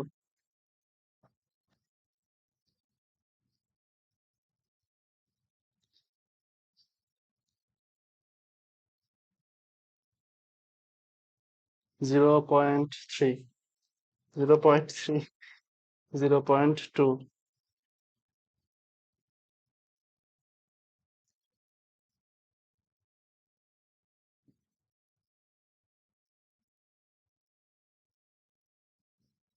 ও ঠিক আছে, বুঝতে পারছি। 9/4। কিভাবে বুঝতে পারছো আমি বলি। উপরে 10 দিয়ে গুণ করছি, নিচে 10 দিয়ে করছি। 10 দিয়ে যদি গুণ করি আমি, মানে 10 দিয়ে যদি গুণ করি, দেখো 0.3 ইন্টু 10, 0.2 ইন্টু 10 যদি করি, 10 দিয়ে গুণ করলে কি 10 10 কাটা, তোমার যা ছিল তাই আছে। তো 3 হয়ে গেল, 2 হয়ে গেল, 3 স্কয়ার মানে 9, 2 স্কয়ার মানে 4। ওকে, 14/D1। তাহলে আমি কি লিখতে পারি? তোমার 9D1 ইজ ইকুয়াল টু, তোমার 4 14 কত? 56। 14 ইন্টু 4, 56। হ্যাঁ, 56। তাহলে D1 ইজ ইকুয়াল টু কত? 56 ডিভাইড বাই 9। কত আসছে অ্যান্সার? Divide by 9, 6.22। কত আসছে? D1 is equal two 6.22। BUET আসছে এটা, সহজ। আচ্ছা, আমাদের টাইপ 3 ডাল্টনের আংশিক চাপ সূত্র। ওকে, ডাল্টনের আংশিক চাপ সূত্র কি বলছে আমাদের? যে স্থির তাপমাত্রায়, কি বলছে দেখো আবার খেয়াল করো, স্থির তাপমাত্রা, এটা মনে রাখা লাগবে। স্থির তাপমাত্রায় পরস্পর বিক্রিয়াহীন এ বি সি ইত্যাদি গ্যাসের মিশ্রণের মোট চাপ যদি পি হয় এবং এদের আংশিক চাপ যদি তোমার P A P B P C হয়, তাহলে এদের কি হবে? মোট চাপ ইজ ইকুয়াল টু কি? আংশিক চাপের যোগফলের সমান। ঠিক আছে, মোট চাপ কি? আংশিক চাপের যোগফলের সমান। আংশিক চাপ জিনিসটা কি? মনে করো একটা তিনটা গ্যাস আছে একটা পাত্রে, এ বি সি। এখন আমি সেখান থেকে যদি বি আর সি সরাই নিতাম, তাহলে এ যেই চাপটা দিত সেটাই হচ্ছে কি এর আংশিক চাপ। বুঝতে পারছো? আর আংশিক চাপ সমান সমান কি আছে? আংশিক চাপ মনে করো পি এ, মানে কি এ এর আংশিক চাপ সমান সমান কি? এ এর মোল ভগ্নাংশ। ঠিক আছে, এ এর মোল ভগ্নাংশ, মোল ভগ্নাংশ ইন্টু মোট চাপ। মোট চাপ। এখন মোল ভগ্নাংশ কি? মোল ভগ্নাংশ মানে হচ্ছে নিজ মোল ডিভাইডেড বাই মোট মোল। কি বললাম আমি? দেখো মোল ভগ্নাংশ মানে কি? নিজ মোল, নিজের মোল, নিজ মোল ডিভাইডেড বাই মোট মোল। ঠিক আছে, একটা গ্যাসের মনে করো এর মধ্যে পাত্রের মধ্যে মনে করো 2 মোল অক্সিজেন আছে, আর 2 মোল তোমার মনে করো যে 3 মোল মনে করো যে তোমার কার্বন ডাই অক্সাইড আছে। এখন তাহলে সেখানে তোমার অক্সিজেনের আংশিক চাপ কত, সরি মোল ভগ্নাংশ কত? মোট মোল কত হয়? 2 + 3। তাহলে 2 + 3 কি নিজ মোট মোল, তাহলে মোট মোলটা কত? 5। মোট মোলটা কত ছিল? 5। আর নিজ মোল কত? 2। এটা হচ্ছে তোমার কি, সে ওখানে অক্সিজেনের তোমার মোল ভগ্নাংশ। মনে করো চাপ, মোট চাপ হচ্ছে তোমার কত? 5 atm। তাহলে তোমার দেখো ইন্টু 5, তাহলে দেখো এই যে 2 আসছে না, 2 atm, এটা কি তোমার অক্সিজেনের আংশিক চাপ। ক্লিয়ার? আশা করি বুঝতে পারছেন। ওকে, আগাই আমরা। একটি পাত্রে 27°C তাপমাত্রায় 1 atm চাপে কিছু কার্বন ডাই অক্সাইড গ্যাস আছে, গ্যাসটির ঘনত্ব কত? এটা পারবা তোমরা। D is equal to PM by RT. ঠিক আছে, সেম ফরম্যাট ফার্স্টে আসছে, D is equal to PM divide by RT. Okay, নিজেরা করবে এটা, সব আমি করে দিলে হবে। 64 গ্রাম অক্সিজেন একটি আবদ্ধ পাত্রে এত কেলভিন তাপমাত্রায় এত চাপ তৈরি করে, ওই পাত্রে এত, আচ্ছা এটা আমি করে দিতে হবে। আমাদের এখানে দেওয়া আছে কি? ডাব্লিউ, ডাব্লিউ দেওয়া আছে, টেম্পারেচার দেওয়া আছে, প্রেসার দেওয়া আছে। ওই পাত্রে এত রাখলে কত তাপমাত্রায় একই চাপ তৈরি করবে? ওকে, চাপ কনস্ট্যান্ট, তাহলে আমার সম্পর্ক লাগবে কার সাথে? ডাব্লিউর সাথে টি। কত তাপমাত্রা রাখলে একই চাপ তৈরি করবে? ওকে, তাপমাত্রা বের করতে হবে, চাপটা তো একই আছে, 2 atm থাকবে। ওকে, চাপ বাদ। তাহলে আমাদের সম্পর্ক আমরা কি জানি? PV is equal to W divide by M R T. Okay, দেখো আমার লাগবে কি? ডাব্লিউ, ডাব্লিউর সাথে আমার কি সম্পর্ক? টি এর সম্পর্কটা কি সেটা বের করতে হবে। দেখো যেহেতু দুইটা উপরে আছে, তার মানে কি ব্যস্তানুপাতিক সম্পর্ক, তাই তো? ব্যস্তানুপাতিক সম্পর্ক। ওকে, তাহলে ডাব্লিউ প্রপোর্শনাল টু 1/t। তাহলে আমি কি লিখতে পারি? W 1 W T1 is equal to W 2 T2। Sorry, wait, আমাদের এমটাও লাগবে, কারণ দেখো অক্সিজেন দেওয়া আছে, এখানে এমটাও লাগবে আমার। আচ্ছা, টিটা আমি এই পাশে পাঠিয়ে দিই, টিটা আমি পাঠিয়ে দিলাম, এখানে টিটা নাই। তাহলে আমার দেখো সম্পর্কটা কি? W divided by M is proportional to 1/t। তাহলে আমি এটা এইভাবে লিখতে পারি না? ডাব্লিউ 1 ডিভাইড বাই এম 1, টিটা যদি এইরকম আসা পড়তো তাহলে কি আসতো? T1 is equal to W 1, sorry W 2 M2 T2। Clear? W 1 এর মান কত? 64। এম 1 এর মান কত? অক্সিজেন, অক্সিজেন কত হয় রে? 16, 16, 32 ইন্টু T1 এর মান কত? 600 kelvin is equal to W 2 এর মান কত? 56। নাইট্রোজেন গ্যাস নাকি? হ্যাঁ নাইট্রোজেন গ্যাস। 14 দুগুণে 28 ইন্টু টি2 এর মান কত? টি2 এর মানটা লাগবে আমার। ওকে, দেখো 32 দুগুণা 64, 28 দুগুণা 56, 2 2 কাটা, টি2 এর মান কত? 600। Same 600 kelvin, 600 kelvin. বুঝতে পারছো? ইজি। Okay, very easy. এও পাত্রে কার্বন ডাই অক্সাইড মিথেন দিয়ে পূর্ণ করা হলো। একই তাপমাত্রায় দুটি পাত্রে, পাত্র দুটিতে গ্যাসের চাপ সমান পাওয়া গেল। এ এর আয়তন এত, বি এর আয়তন কত? দেখো আবার এখানে আণবিক ভর দেওয়া আছে, শুধু শুধু এমটা দেওয়া আছে। ঠিক আছে, এখানে শুধু এম দেওয়া আছে আর ভি দেওয়া আছে। তাহলে দেখো আমরা কি জানি? PV is equal to M divide by M R T. তাহলে দেখো পি এর সাথে, সরি ভি এর সাথে, ভি এর সাথে এম এর সম্পর্ক কি? ব্যস্তানুপাতিক না? তাহলে আমি কি লিখতে পারি? V1 M1 is equal to V2 M2। এমটা এসে আনলাম, Vm is equal to constant, সেটা আনলাম। ঠিক আছে, আমি কি বলছি দেখো, একই তাপমাত্রা মানে কি? তাপমাত্রা কনস্ট্যান্ট, চাপ সমান হবে, চাপটাও কনস্ট্যান্ট। দেখো চাপ কনস্ট্যান্ট, তাপমাত্রা কনস্ট্যান্ট, আর তো কনস্ট্যান্টই, এখানে ভরটাও কনস্ট্যান্ট হয়ে যাবে। তার মানে কি? V is proportional two 1/p, 1/m, বাদ বাকি সব কনস্ট্যান্ট। বুঝা গেছে? তাহলে আমার লাগবে কি? আয়তন, বি এর আয়তন মানে V2 লাগবে আমার। V2 is equal to V1 M1 divide by M2। Okay, V1 এর মান কত? 24 লিটার ইন্টু M1 এর মান কত? M1 এর মান কত? কার্বন ডাইঅক্সাইড ধরলাম আমি 44, কার্বন ডাইঅক্সাইড আমার কত? 12, অক্সিজেন কত? 16 দুগুণে 32, 32 আর 12 হচ্ছে তোমার 44। ওকে, M2 এর মান কত? M2 কি? CH4 16, হাইড্রোজেনে তোমার হচ্ছে স্টার, আর কার্বন হচ্ছে 12। এখন দেখো ক্যালকুলেশন করি। ওকে, দাঁড়া ওয়েট, 4 6 24, 4 4 16, 4 11 44, 6 11 66, এত লিটার। শেষ, 66। এগুলো হাতে ক্যালকুলেশন করা যায়। ঠিক আছে, ইজি, ক্যালকুলেটর লাগানো। আচ্ছা, একটি সিলিন্ডার এত রাখা আছে ধীরে ধীরে চাপ দ্বিগুণ করলে এটা পারবা। দেখো সিলিন্ডার পি দেওয়া আছে, টি দেওয়া আছে, ভি দেওয়া আছে, তাহলে এটা কি লিখবো আমরা? P one V one divide by T one is equal to P two V two divide by T two. নিজেরা পারবা এটা, আমি আর কিছু করলাম না। একই জিনিস বারবার করে দেওয়ার মানে নেই। একই তাপমাত্রা ও চাপে কত গ্রাম H2S এর গ্যাসের আয়তন এত গ্রাম গ্যাসের আয়তনের সমান হবে। সেম জিনিস, একই তাপমাত্রা ও চাপ, তাপমাত্রা চাপ সমান H2S এর গ্যাসের আয়তন। দেখো আয়তন আর তোমার কিসের সাথে সম্পর্ক লাগবে, মানে দেখো আমি লিখে দিই, সূত্র লিখে দিই, M divide by sorry W divide by M by M by M, W by M R T. আমার সম্পর্ক লাগবে আয়তনের সাথে। তোমার দেখো ডাব্লিউ দেওয়া আছে আর আণবিক ভরটা লাগবে আমার, কারণ আণবিক ভরটা দেওয়া আছে এখানে, দেখো H2S দেওয়া আছে। তাহলে কি সম্পর্ক লাগবে আমার? V is proportional to W by M. তাহলে কি লিখতে পারি আমি? V one M one divided by W one is equal to V two M two divided by W two. ঠিক আছে, এখানে ভি ওয়ান এর মান কত? হ্যাঁ, আচ্ছা এখানে আয়তনটাও সমান, তোমার এটাও সমান, আয়তনও সমান, তাহলে কি থাকতেছে আমার? এম ওয়ান কত? H2S কত গ্রাম? H2S কত? 2 আর 16 কত হয়? সরি 32 34 হয়। 32 আর 2 34 ডিভাইড বাই W1 এর মান কত? আমার W1 এর মানটা লাগবে। ওকে, M2 এর মান কত? নাইট্রোজেন কত হয়? 28।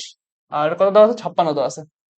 দেখো 28 দুগুণে 56, 34 দুগুণে কত? 68। তাহলে W1 ইজ ইকুয়াল টু 68 গ্রাম, 68 গ্রাম। দেখছো কত ইজি। ভিউ ওয়ানটাও সমান করে দিচ্ছে, ভিউ সমান করে দিচ্ছে, কি ম্যাথ দিছে এগুলো। ওকে, 27 ডিগ্রি সেলসিয়াস তাপমাত্রা একটি গ্যাসের আয়তন এত, চাপ স্থির রেখে, চাপ স্থির, চার্লসের সূত্র। চাপ স্থির মানে কার সূত্র? স্থির রেখে, চাপ স্থির রেখে, চার্লসের সূত্র। পারবা আশা করি। কত তাপমাত্রা বৃদ্ধি পায় এত আয়তন এত হবে, শেষ। নিজেরা পারবা, চার্লসের সূত্র লিখিয়ে দিই একবার, চার্লসের সূত্র। চার্লসের সূত্র, তাপমাত্রা স্থির রেখে এত এটিএম চাপে এত মিলিলিটার আয়তন বিশিষ্ট একটি গ্যাসকে প্রমাণ চাপে আনা হলে তার আয়তন কত হবে? এটাও ইজি, তাপমাত্রাই স্থির রাখছে মানে কি? বয়লের সূত্র, বয়লের সূত্র, বয়লের সূত্র। একই ধরনের বারবার ম্যাথ আসছে, তো তাই আমি করে দিচ্ছি না। হ্যাঁ, ওকে, পারবো আশা করি, আমি করে দিচ্ছি অনেকগুলো। আচ্ছা, টি তাপমাত্রা, দেখো একটা প্রশ্নটা পড়ো, কোয়েটা আসছে। টি তাপমাত্রা ও পি চাপে ভি আয়তনের একটি মিশ্রণকে সম আয়তন অর্থাৎ ভি আয়তনের অপর একটি মিশ্রণের সাথে মিশ্রিত করা হলো, মানে আয়তনটা সেম, আয়তনটা সেম। দেখো বলছে ভি আয়তনের মানে সেম আয়তন, এখানেও ভি আয়তন এখানেও ভি আয়তন, মিশ্রিত করা হলো, যার তাপমাত্রা ও চাপ পূর্বেরটার মতোই যথাক্রমে টি আর পি। তাহলে টি তাপমাত্রা আয়তন ভি ঠিক রাখা হলে মিশ্রণের চাপ কত? দেখো মিশ্রণের চাপ হবে কি? তোমার এখানের চাপ প্লাস এখানের চাপ। দেখো এখানে যে চাপটা ছিল P one plus P two, এই দুটো চাপ কি সমান না? তাহলে কি লিখতে পারি? P one plus P one, তাই তো, টু পি ওয়ান। আর এটা মান দেওয়া আছে কি? পি দেওয়া আছে, মানে কি টু পি ওয়ানে আমি টু পি লিখতে পারি, টু পি। বুঝতে পারছো তো নাকি? এখানে দেখো চাপ, তাপ, তোমার আয়তন সবই সমান, তার মানে এখানে যে চাপটা থাকবে পরেরটা চাপটা সেম, তাহলে দুটো চাপ যখন যোগ করবো তাহলে তো মোট চাপ আসবে আমার। এই মোট চাপ, মিশ্রণের মোট চাপই তো চাইছে, তাহলে মোট চাপ যদি আমি পাই কি হবে? পি পি প্লাস পি মানে কি? Two P. ওকে, 25 ডিগ্রি গরমকালে বায়ুতে 25 ডিগ্রি সেলসিয়াসে জলীয় বাষ্পের মোল ভগ্নাংশ দেওয়া আছে, মোট চাপ দেওয়া আছে। তাহলে বলছে কি আংশিক চাপ কত? এখন দেখো আমরা কি শিখছি, আংশিক চাপ সবসময় কি শিখছি আমরা? আমি কি বলছিলাম? আংশিক চাপ ইজ ইকুয়াল টু মোল ভগ্নাংশ ইন্টু মোট চাপ, মোল ভগ্নাংশ, ভগ্নাংশ ইন্টু মোট চাপ। ওকে, মোল ভগ্নাংশ কত দেওয়া আছে? 0.0287, মোট চাপ কত? 0.977। ওকে, মোল ভগ্নাংশ 0.0287 ইন্টু 0.977, 0.028, 0.028 এটিএম, 0.028 এটিএম। ঠিক আছে, ওকে। 28 গ্রাম নাইট্রোজেন এত গ্রাম ক্লোরিন গ্যাসের মিশ্রণের মোট চাপ দেওয়া আছে, ওই মিশ্রণে নাইট্রোজেন গ্যাসের আংশিক চাপ কত? দেখো বলছে কি এত গ্রামের দেওয়া আছে আর মিশ্রণের মোট চাপ দেওয়া আছে। আচ্ছা, এখন আমাদের কি করতে হবে? আমাদের প্রত্যেকটা মোল সংখ্যা বের করতে হবে। দেখো মোল সংখ্যা, নাইট্রোজেনের মোল সংখ্যা প্রথমে বের করতে হবে। মোল সংখ্যা of nitrogen is equal to কি? দেখো 28 গ্রাম দেওয়া আছে, আর নাইট্রোজেনের ভর আমরা কত জানি 28, ঠিক আছে, 28 গ্রাম। 28 গ্রাম না 0.828 গ্রাম, 28 গ্রামই ধরলাম। 1 মোল নাইট্রোজেন আছে কত মোল? 1 মোল। তাহলে এন অফ তোমার ক্লোরিন, ক্লোরিন কত আছে তোমার 142 ডিভাইডেড বাই, দেখো আমাদের ক্লোরিন গ্যাসের ভর কত হয় 35.5 ইন্টু 2 মানে কত 71, এটা কত আছে আমার 2 মোল আছে। আচ্ছা টোটাল মোল কত হয়? Total mole is equal two কত আমার 2 + 1 ইজ ইকুয়াল টু 3। ওকে, অতএব তোমার কি হয়, আমার চাইছে কিসের? নাইট্রোজেন গ্যাসের আংশিক চাপ। তাহলে নাইট্রোজেনের মোল ভগ্নাংশ কত? নাইট্রোজেনের মোল ভগ্নাংশ, মোল ভগ্নাংশ সেটা কি হবে? নিজ মোল, নিজ মোল কত তার 1 ডিভাইড বাই মোট মোল, মোট মোল কত রে 1/3। বুঝতে পারছো? নিজ মোল ডিভাইড বাই মোট মোল। তাহলে তার চাপটা কত হবে? মিশ্রণের দেখো মানে তার আংশিক চাপটা কত হবে? তাহলে আংশিক চাপ দেখো পি অফ এন টু, এটা হচ্ছে তোমার নাইট্রোজেনের আংশিক চাপ, কি হবে? মোল ভগ্নাংশ ইন্টু মোট চাপ। মোট চাপ কত? 12 এটিএম। কত আসছে? 3 4 12। কত আসছে? 4 এটিএম, 4 এটিএম। শেষ। ওকে, টাইপ 4 গ্যাসের গতীয় তত্ত্ব ও গ্যাসের গতীয় সমীকরণ সংক্রান্ত সমস্যা। আচ্ছা সিআরএমএস, দেখো সূত্রগুলো লাগবে, সূত্রগুলো একদম মাস্ট মাথায় ঢুকে রাখো। সিআরএমএস গ্যাসের কি তোমার মূল গড় বর্গবেগ, সেটা কি সিআরএমএস মূল গড় বর্গবেগ। সিআরএমএস ইকুয়াল কি √3RT ডিভাইড বাই এম। এই এমটা কি থাকবে তোমার কেজি এককে থাকবে, এই এমটা কিতে থাকবে কেজি এককে, কেজি এককে। আর আর এর মানটা কি হয় 8.314, 8.314 জুল পার মোল পার কেলভিন। ওকে, ঠিক আছে। বা জিপিভি, বা জিপিভি বাই ডাব্লিউ, বা এটা লেখা যায় জিপিভি বাই রো, এটা রো, ঠিক আছে, এটা রো, রো। আর তোমার এটা হচ্ছে তোমার গড়বেগ, গড়বেগের সূত্র হচ্ছে এটা মনে রাখবো শুধু, এই যে প্রথমটা C is equal √8RT divide by pi M. আর এটা হচ্ছে তোমার সম্ভাব্যতম বেগ √2RT ডিভাইড বাই এম। এই তিনটা মনে রাখলেই হবে, মানে এইটা পুরোটা, এটা এটা আর এটা এটা। ক্লিয়ার? এই তিনটার অনুপাত মনে রাখতে পারো চাইলে, এই যে অনুপাত দেওয়া আছে একটা, ওই অনুপাতটা চাইলে মনে রাখতে পারো। ওকে, আচ্ছা সেটা গেল। আর এটা মনে রাখবা গ্যাসের গতিশক্তি কি, EK is equal to 3RT, 3/2 sorry, EK is equal to কি 3/2 nRT। আর nRT সমান সমান কি জানি, PV is equal to nRT না? তাহলে এটা এইভাবে লিখতে পারি না আমি 3/2 ইন্টু পিভি। বুঝতে পারছো? ওকে, এখানে একটু আচ্ছা 27 ডিগ্রি সেলসিয়াস তাপমাত্রায় 32 গ্রাম মিথেনের অণুর গড় গতিশক্তি কত হবে? দেখো তাপমাত্রা দিছে 27 ডিগ্রি সেলসিয়াস, 27 প্লাস 273 কত হয় আমার 300, 300 কেলভিন। ওকে, দেওয়া আছে কি ডাব্লিউ ইজ ইকুয়াল টু কত 32 গ্রাম মিথেন অণুর গড় গতিশক্তি কত? আমরা জানি কি EK is equal two 3/2 nRT। ওকে, দেখো 3/2 আমার দেওয়া আছে কত 27 গ্রাম, 32 গ্রাম মিথেন, তাহলে ডাব্লিউ বাই এম হবে। আর ডাব্লিউ মানে মান কত দেওয়া আছে 32, আর মিথেন কত CH4 মানে 16, ইন্টু আর এর মান কত হবে জুলে যেটা আছে সেটা কি 8.314 জুল, কারণ কি আমাদের শক্তির যে এককটা আছে গতিশক্তি সেটা কি জুলে থাকবে, ইন্টু তোমার 300 কেলভিন। ঠিক আছে, 16 2 32, 2 2 কাটা, এখন গুণ করো 3 তিরিকা 900, 900 ইন্টু 8.314 মান আসছে আমার 7482.6, 7482.6 এত জুল। কিলো জুলে বললে অন্য কেউ হইতো। দেখো 7482.6 জুল, সিকিউরিটি 23 সহজ। 1 মোল গ্যাসের গতিশক্তি কত? 1 মোল মানে কি এন এর মান 1, 3/2 RT, এটা কিন্তু 5/2 RT ও হয়, 9/2 RT ও হয়। আসলে কি গতিশক্তি সমান সমান কি জানি আমরা, is equal to F divided by 2 RT, sorry nRT। ঠিক আছে, এখানে F টা কি স্বাধীনতার মাত্রা, স্বাধীনতার মাত্রা। ঠিক আছে, এক পারমাণবিক গ্যাসের ক্ষেত্রে স্বাধীনতার মাত্রা একরকম, দ্বিপারমাণবিক ক্ষেত্রে একরকম, ত্রিপারমাণবিক ক্ষেত্রে বা বহুপারমাণবিক ক্ষেত্রে আরেক রকম। ঠিক আছে, বাট এটা তোমার বইয়ের ক্ষেত্রে এইটা অ্যান্সার দেয় শুধু 3/2 nRT। আচ্ছা, according to the kinetic theory of gas, RMS speed C is equal to 3RT divide by M. হ্যাঁ ঠিক আছে, এভারেজ স্পিড মানে গড় বেগ সেটা কি তোমার √8RT divide by pi M. ঠিক আছে, মোস্ট প্রবাবল স্পিড বা তোমার সম্ভাব্য গড় বেগ যেটা, সেটা মানে সম্ভাব্যতম বেগ সেটা কি 2RT ডিভাইড 3M না, শুধু কি 2RT ডিভাইড বাই এম, এটা। ঠিক আছে, এটা ভুল দেওয়া আছে, মানে 1 আর 2 ঠিক আছে। Okay, calculate the root mean square velocity of carbon dioxide molecule at 1000 degree Celsius. Okay, CRMS বের করতে হবে, তাহলে আমরা বের করি। সিআরএমএস আমরা শিখছি কি, root over of 3RT divide by M. আমি কি বলছিলাম, এখানে এমটা কি থাকবে তোমার কেজি এককে। ওকে, থ্রি থ্রি বসাইলাম, আর এর মান কি বসাবো, 8.314 ইন্টু টি এর মান কি রে, 1000 ডিগ্রি সেলসিয়াস, তাহলে 1000 প্লাস 273। ওকে, এম এর মান কত, কার্বন ডাইঅক্সাইড নাকি 44, 44 ডিভাইড বাই 1000, মানটা কি আসবে আমার, root over of 3 into 8.314 into তোমার কত, 1273 ডিভাইড বাই 44 ডিভাইড বাই 1000, মান আসছে আমার 849.48, 849.48। এত কি সিআরএমএস তো মিটার পার সেকেন্ড, 849.48, 800 একটা আছে এটাই, ঠিক আছে, মিটার পার সেকেন্ড, বুঝতে পারছো?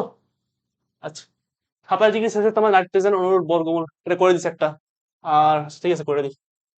27 ডিগ্রিতে দেখো, সিআরএমএস রুট ওভার অফ 3, আর এর মান কত, 8.314, আর টি টি এর মান কত, 27 ডিগ্রি মানে কত, 300 কেলভিন। ওকে, এম এম এর মান কত, নাইট্রোজেন নাইট্রোজেন এই কত, ভর কত, 28 ডিভাইড বাই 1000,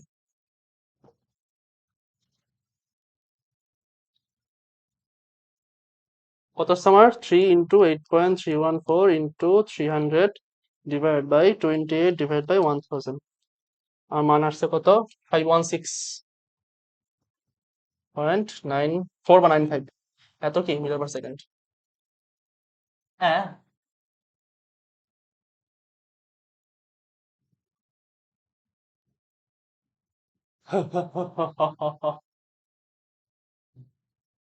ও ঠিকই তো স্যার, এই তো আমি কি এই যে 517 আছে এটা, হ্যাঁ আমি তো কই, কি রে আমার অ্যান্সার কই, ঠিক আছে, আছে তো 517 দেওয়া আছে, আমি দেখিনি তো, তো এটাকে নিয়ারলি আমরা 517 বলতে পারি, 516.95 মানে 517। ওকে, -25 ডিগ্রি সেলসিয়াস তাপমাত্রায় 22 গ্রাম কার্বন ডাইঅক্সাইডের অণু সময়ের গতিশক্তি কত। ওকে, এটা করে দিই। তোমার ইকে ইজ ইকুয়াল টু কি জানি আমরা, 3/2 nRT, তো এন মানে কি, ডাব্লিউ বাই এম, ডাব্লিউ কত দেওয়া আছে 22, এম কত 44 কার্বন ডাইঅক্সাইড, ইন্টু nRT, আর এর মান কত 8.314, যেহেতু জোরে লাগবে আমাদের 8.314 ইন্টু টি, nRT টি এর মান কত রে, 273 থেকে 25 বাদ যাবে, 273 মাইনাস 25, 248। ওকে, এবার করো, 248 into 3 divide by 2 into 8.314 into তোমার 1/2 বা 0.5, কত আসছে 1546.404, 15, কোথায় ভুল করলাম, হ্যাঁ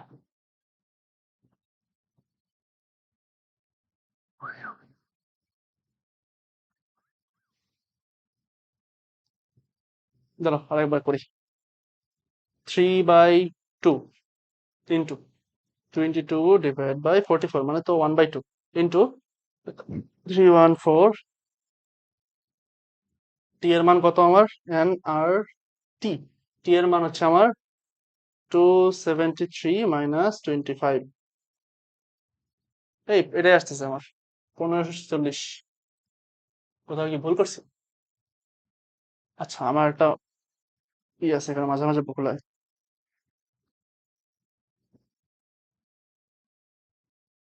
কি শুধু 25 ডিগ্রি হবে,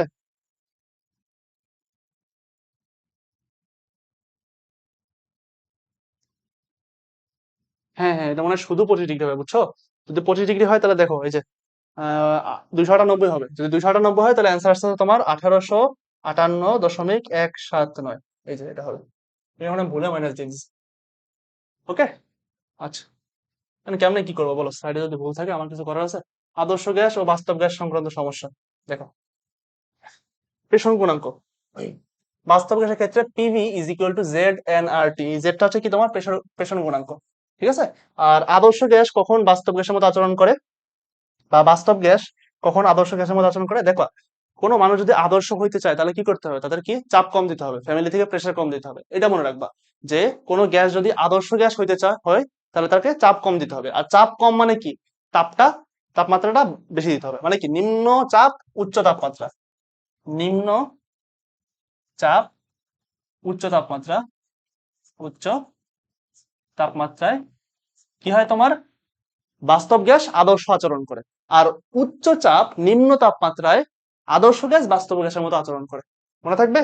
আর এই যে শর্তগুলো পড়বা, আদর্শ গ্যাসের জন্য তোমার জেড ইজ ইকুয়াল টু 1, এই জন্য আমরা কি করি, PV is equal two nRT লিখে দিই। ঠিক আছে, পিভি ইজ ইকুয়াল টু আমরা এনআরটি লিখে দিই, কারণ কি জেড এর মানটা 1। হ্যাঁ, আর বিচ্যুতি ধনাত্মক, এগুলো একটু পড়ে নিবা। ওকে, এই দেখো, বাস্তব গ্যাস সমূহ আদর্শ গ্যাসের মতো আচরণ করার শর্ত: ন্যূনতম আকর্ষণ বল, সর্বোচ্চ এই শক্তি, আর সবচেয়ে ইম্পর্টেন্ট যেটা কি, এই প্রেক্ষাপট বিবেচনায় নিম্ন চাপ ও উচ্চ তাপমাত্রায় থাকতে হবে। ক্লিয়ার? ওকে, আচ্ছা, দেওয়া আছে H2O2 N2 CH4 NH3 গ্যাসের ভ্যান ডার ওয়ালস ধ্রুবক A এর মান দেওয়া আছে। আচ্ছা, এই যে ধ্রুবকটার মান দেওয়া আছে, A এর মান যত বেশি হয় তত সহজে গ্যাসটাকে তরলীকরণ করা যাবে। মানে কি, কি বললাম, A এর মান, এটাকে বলা হয় ভ্যান ডার ওয়ালস ধ্রুবক। A এর মান যত বেশি হবে তরলীকরণ তরলীকরণ করা তত সহজ হবে। ঠিক আছে, আমরা কিন্তু দেখছি, সূত্রটা দেখছি এরকম, P plus N square A divide by V into V minus N B is equal to কি তোমার এন আর টি। এটা কি সূত্র তোমার, আমাদের অ্যাভোগাড্রোর সূত্র। ঠিক আছে, এটা ধরা যায় না কেন, সে বাদ দাও। ঠিক আছে, ওকে, এখানে তোমার এটা কি, এ আর বিটা কি ভ্যান ডার ওয়ালস ধ্রুবক বা কনস্ট্যান্ট। ওকে, আচ্ছা, কুয়েট 1718, এই একটা ইম্পর্টেন্ট অনেক। 250 মিলিলিটার আয়তনের 1 মোল একটি বাস্তব গ্যাসের 300 কেলভিন তাপমাত্রায় চাপ কত হবে তা ভ্যান ডার ওয়ালস সমীকরণের সাহায্যে নির্ণয় করো। আমাদের চাপটা বের করতে হবে, মানে পি। আমরা সমীকরণটা কেবল দেখছি, দেখো। আচ্ছা, আমি দেখি দেখি না একবার, সমীকরণটা কি দেখলাম আমরা, সমীকরণে দেখলাম P plus N square A divide by B square কি হচ্ছে তোমার into B minus N B is equal to কি এন আর টি। ওকে, আমার চারটা লাগবে, তাহলে আমি চারটা রাখি পাশে। কি রাখলাম আমি, P plus N square A divide by B square রাখলাম। এটাকে বসে পাঠাই দিই, তাহলে কি হয়ে যাবে, ভাগ হয়ে যাবে না, N R T divide by V minus N B. Okay, তাহলে পিটা রাখলাম আমি, তাহলে এটা প্লাস আসার বিষয়ে কি হবে, মাইনাস হয়ে যাবে। তাহলে N R T divide by V minus N B minus কি হইতেছে আমার N square A divide by B square. এবার মান বসাও, এন এর মান কত, 1 মোল দেওয়া আছে, ইন্টু আর এর মান কত দেওয়া আছে, দেখো লিটার, লিটার আছে, অ্যাটমসফিয়ার আছে এখানে না, লিটার আছে আর অ্যাটমসফিয়ার আছে, এই যে এটিএম আছে, তার মানে কি হবে তোমার 0.0821, 0.0821 ইন্টু টি এর মান কত, 300 kelvin, V minus N B, এই দেখো ভি এর মান কত দেওয়া আছে, 250 মিলিলিটার, না এটা হবে না, 0. তোমার কি হবে 25, কারণ কি লিটার থাকতে হবে, লিটার অ্যাটমসফিয়ার না, আর একটা আমরা লিটার অ্যাটমসফিয়ারে বসেছি না, এই জন্য কিতে থাকতে হবে, আমার লিটারে থাকতে হবে। ওকে, মাইনাস এন এর মান কত, 1 ইন্টু বি এর মান কত, বি এর মান 0.0428, 0.0428 মাইনাস, এটা দিয়ে মাইনাস যাবে কি এন স্কোয়ার, মানে কি এক্স স্কোয়ার, ইন্টু এ এর মান কত, 2.253, 2.253 divide by V square, V square মান কত, 0.25 স্কোয়ার। ওকে, শেষ। এটা করলে আমরা পি এর মানটা পেয়ে যাবো, করি 0.0821 into 300 divide by 0.25 minus 0.0428 minus কত থাকতেছে আমার 2.253 ডিভাইড বাই 0.25 স্কোয়ার, মান আসছে আমার 2265। হ্যাঁ, what the Heck, sorry sorry আমি গুণ করে ফেলছি এখানে, দাঁড়াও আমার একটা ভুল গেছে।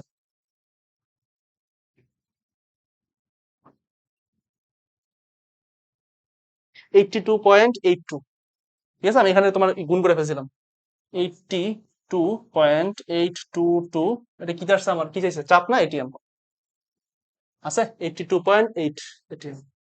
সহজ কিন্তু দেখছো, জানলে সব সহজ।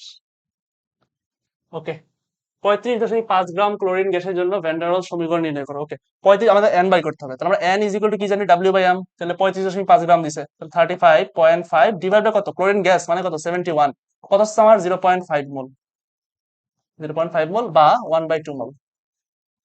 ঠিক আছে এত, তাহলে আমার এন এর জায়গায় 1/2 বসাইতে হবে। তাহলে আমি যদি বসাই, সমীকরণ কি ছিল আমার, টি প্লাস এন স্কোয়ার, আচ্ছা ঠিক আছে লিখে নি, N square A divide by V square close B minus N B is equal to N R T, PV is equal N R T. ঠিক আছে, এটা হচ্ছে তোমার এক্সটেনশনটা।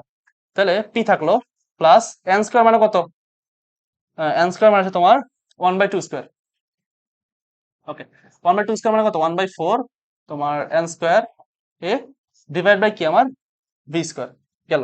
ওকে, তাহলে ভি মাইনাস এন এর মান কত, 1/2 বি মানে b/2 ইজ ইকুয়াল টু কত হচ্ছে তোমার 1/2 এন আর টি। আচ্ছা দেখো, আমি এখানে একটা কাজ করি, দেখো কিভাবে করব। দেখো পি, আমি তোমাদের আলাদা দেখাই কিভাবে কাজটা করা যাচ্ছে। দেখো পি প্লাস ওয়ান, 1/4 মানে কি, এটাকে N square A divide by 4 লেখা যায়। আমি যদি ইন্টু 1/ভি স্কোয়ার করে দিই, তাহলে এটা এভাবে লেখা যায় না, মানে N square A divide by 4 V square. মানে আমি এখানে তোমার এইটা মুছা, দেখো এটা মুছে আমি এখানে 4টা নিচে নিয়ে আসলাম। কিভাবে আনছি, এই যে এইভাবে আনছি। ঠিক আছে, উল্টাই দিছি আর কি। হুম, আচ্ছা দেখো আমাদের কি এর অ্যান্সারটা কোথাও আছে, এই তো পি, সরি এই যে এখানে দেওয়া আছে P plus A divided by, sorry A তো না, তো এন স্কোয়ার আবার কেন রাখছি আমি, এন তো বসাইছি, শুধু এ থাকবে, এন এর মান তো বসাইছি না, শুধু এ থাকবে। Okay, A divided by 4 V square V minus B by 2 is equal to R T, না আর টি তো না, হাফ আর টি থাকবে। টু পি আছে, আমি 2 দিয়ে গুণ করে দেখি, দুই পাশে আমরা 2 দিয়ে গুণ করবো, তো 2 দিয়ে গুণ করি আমরা, দেখো তাহলে কি হবে, এখানে টু পি হয়ে যাবে প্লাস 2 যদি গুণ করি তাহলে 2 দুগুণা 4 মানে কি হবে, এ ডিভাইডেড বাই 2 ভি স্কোয়ার গেল। এবার এখানে 2 দিয়ে গুণ করবো মানে কি হবে, 2 ভি মাইনাস 2 দিয়ে গুণ করলে 2 টু কাটা মানে কি শুধু বি থাকবে, ইজ ইকুয়াল টু 2 টু কাটা থাকবে কি শুধু এন আর টি। ওকে দেখি, 2 P plus A divided by 2 V square 2 V minus B N R, N কেন গেছে ওটা, খালি এন লিখি, সরি এখানে এন হবে না, এখানে শুধু আর টি। ঠিক আছে, এন এর মান তো বসাইছি, শুধু আর টি থাকবে is equal to R T. ওকে, এটা বি নাম্বারটা অ্যান্সার, এখানে বি নাম্বার দেয় নাই বাট এটা বি নাম্বার। ক্লিয়ার? আচ্ছা সহজ ছিল। হ্যাঁ, কত ডিগ্রি সেলসিয়াস তাপমাত্রায় 100 কিলো চাপে এত সংকোচনশীলতা গুণাঙ্ক 0.02। আচ্ছা আমরা কি শিখছিলাম, PV is equal to Z N R T, অতএব জেড এটা সংকোচনশীলতা গুণাঙ্ক, PV divide by N R T. Okay, P এর মান কত, 100 কিলো প্যাসকেল। এখন কিলো প্যাসকেল থেকে আমি শিখেছিলাম কিভাবে এটিএমে যেতে হয়, তাহলে 100 ডিভাইড বাই 10 13 25, এখন কি এটা এটিএম চলে গেছে 101.1325। ঠিক আছে, 10 13 25, আবার 1 কেন আছে, 325 ইন্টু ভি এর মান কত, 2.24, এটা কিন্তু ডেসিমিটার কি মানে লিটারে আছে কিন্তু 2.24। ওকে, 14 গ্রাম এন এর মান, 14 গ্রাম নাইট্রোজেন গ্যাস, 14 গ্রাম, তাহলে ডাব্লিউ ডিভাইডেড বাই ডাব্লিউ এর মান কত, 14 দেওয়া আছে, আর নাইট্রোজেন গ্যাসে কত হবে 28 ইন্টু আর এর মান কত, দেখো এটিএম যেহেতু দিছি মানে কি 0.0821, 0.0821 ইন্টু তোমার টি, টি এর মান কত 100, কত তাপমাত্রা আছে, টিটা লাগবে আমার, জেড এর মান দেওয়া আছে 0.10 বা 0.1। ওকে, ক্যালকুলেশন করি। আচ্ছা আমি আগে জানলে তো তোমার টিটার বাইরে রাখতাম, এই পুরাটা ক্যালকুলেশন করে ফেলি আমরা। 100 ডিভাইডেড বাই 101.325 উপরে দেয়া into 2.24 divided by 14 divided by 28 into 0.0821, কত হচ্ছে আমার 53। তাহলে এটা ভাগ যাবে গা, ঠিক আছে 53। ওকে, এটা এটা কি আসে দেখো আমি বলি, 0.01 is equal two 53.854 into 1/T1। ঠিক আছে, তো এটা কি আছে গুণাকার আছে, যে ভাগায় চলে যাবে, তো 53 ইন্টু কি হবে 0.10, আমার মান আসতেছে 5.385 is equal to 1 divided by টি1। অতএব টি1 ইজ ইকুয়াল টু কি আসবে 1 divided by 5.385। 1 divide by answer. কি আছে এটা বুমবাং?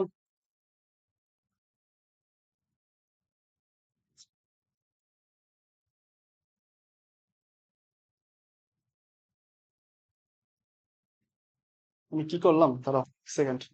0.1 ভাগ 53.854, এই তো। এটাকে আমি 1 ইনভার্স করলে, সরি হাট, 0.1 ডিভাইড, আমি এখানে গুণ করে ফেলছিলাম বুঝছো, এই 53 দ্বারা গুণ করে ফেলছি। ওকে, 53.854 আসছে, মানটা আসছে তোমার 1.1.85। এটা মুছে দিই আমি। 1/t এর মান আসছে, t1 এর মান আসছে, t এর মান আসছে তোমার কত? 1.856 ইন্টু 10^3। ঠিক আছে, তাহলে এটা ইনভার্স করে দিই আমি। আমার মান আসতেছে 538, 538.54। এটা কি কেলভিন? হ্যাঁ কেলভিন। 538, 539, এটা কাছাকাছি যেটা আছে। ঠিক আছে, সহজ। আচ্ছা, এসিড ক্ষারক মতবাদ আমাদের লাস্ট টপিক। ওকে, আচ্ছা মতবাদ কয়েকটা মতবাদ আছে এখানে। তো প্রথম মতবাদ আছে আরহেনিয়াসের মতবাদ। সেটা কি, জলীয় দ্রবণে এসিড কি করে, জলীয় দ্রবণে মানে একুয়াস সলিউশনে, একুয়াস সলিউশনে কি করে, H প্লাস দান করে। আর ক্ষার কি করে, জলীয় দ্রবণে OH মাইনাস দান করে। দুইটাই দান করে, একটা H প্লাস দান করে, একটা OH মাইনাস দান করে। গেল। ব্রনস্টেড লাউরি কি বলছে, সে বলছে যে H প্লাস, এটাকে আমরা আরেকটা নাম দিতে পারি প্রোটন। কি? প্রোটন।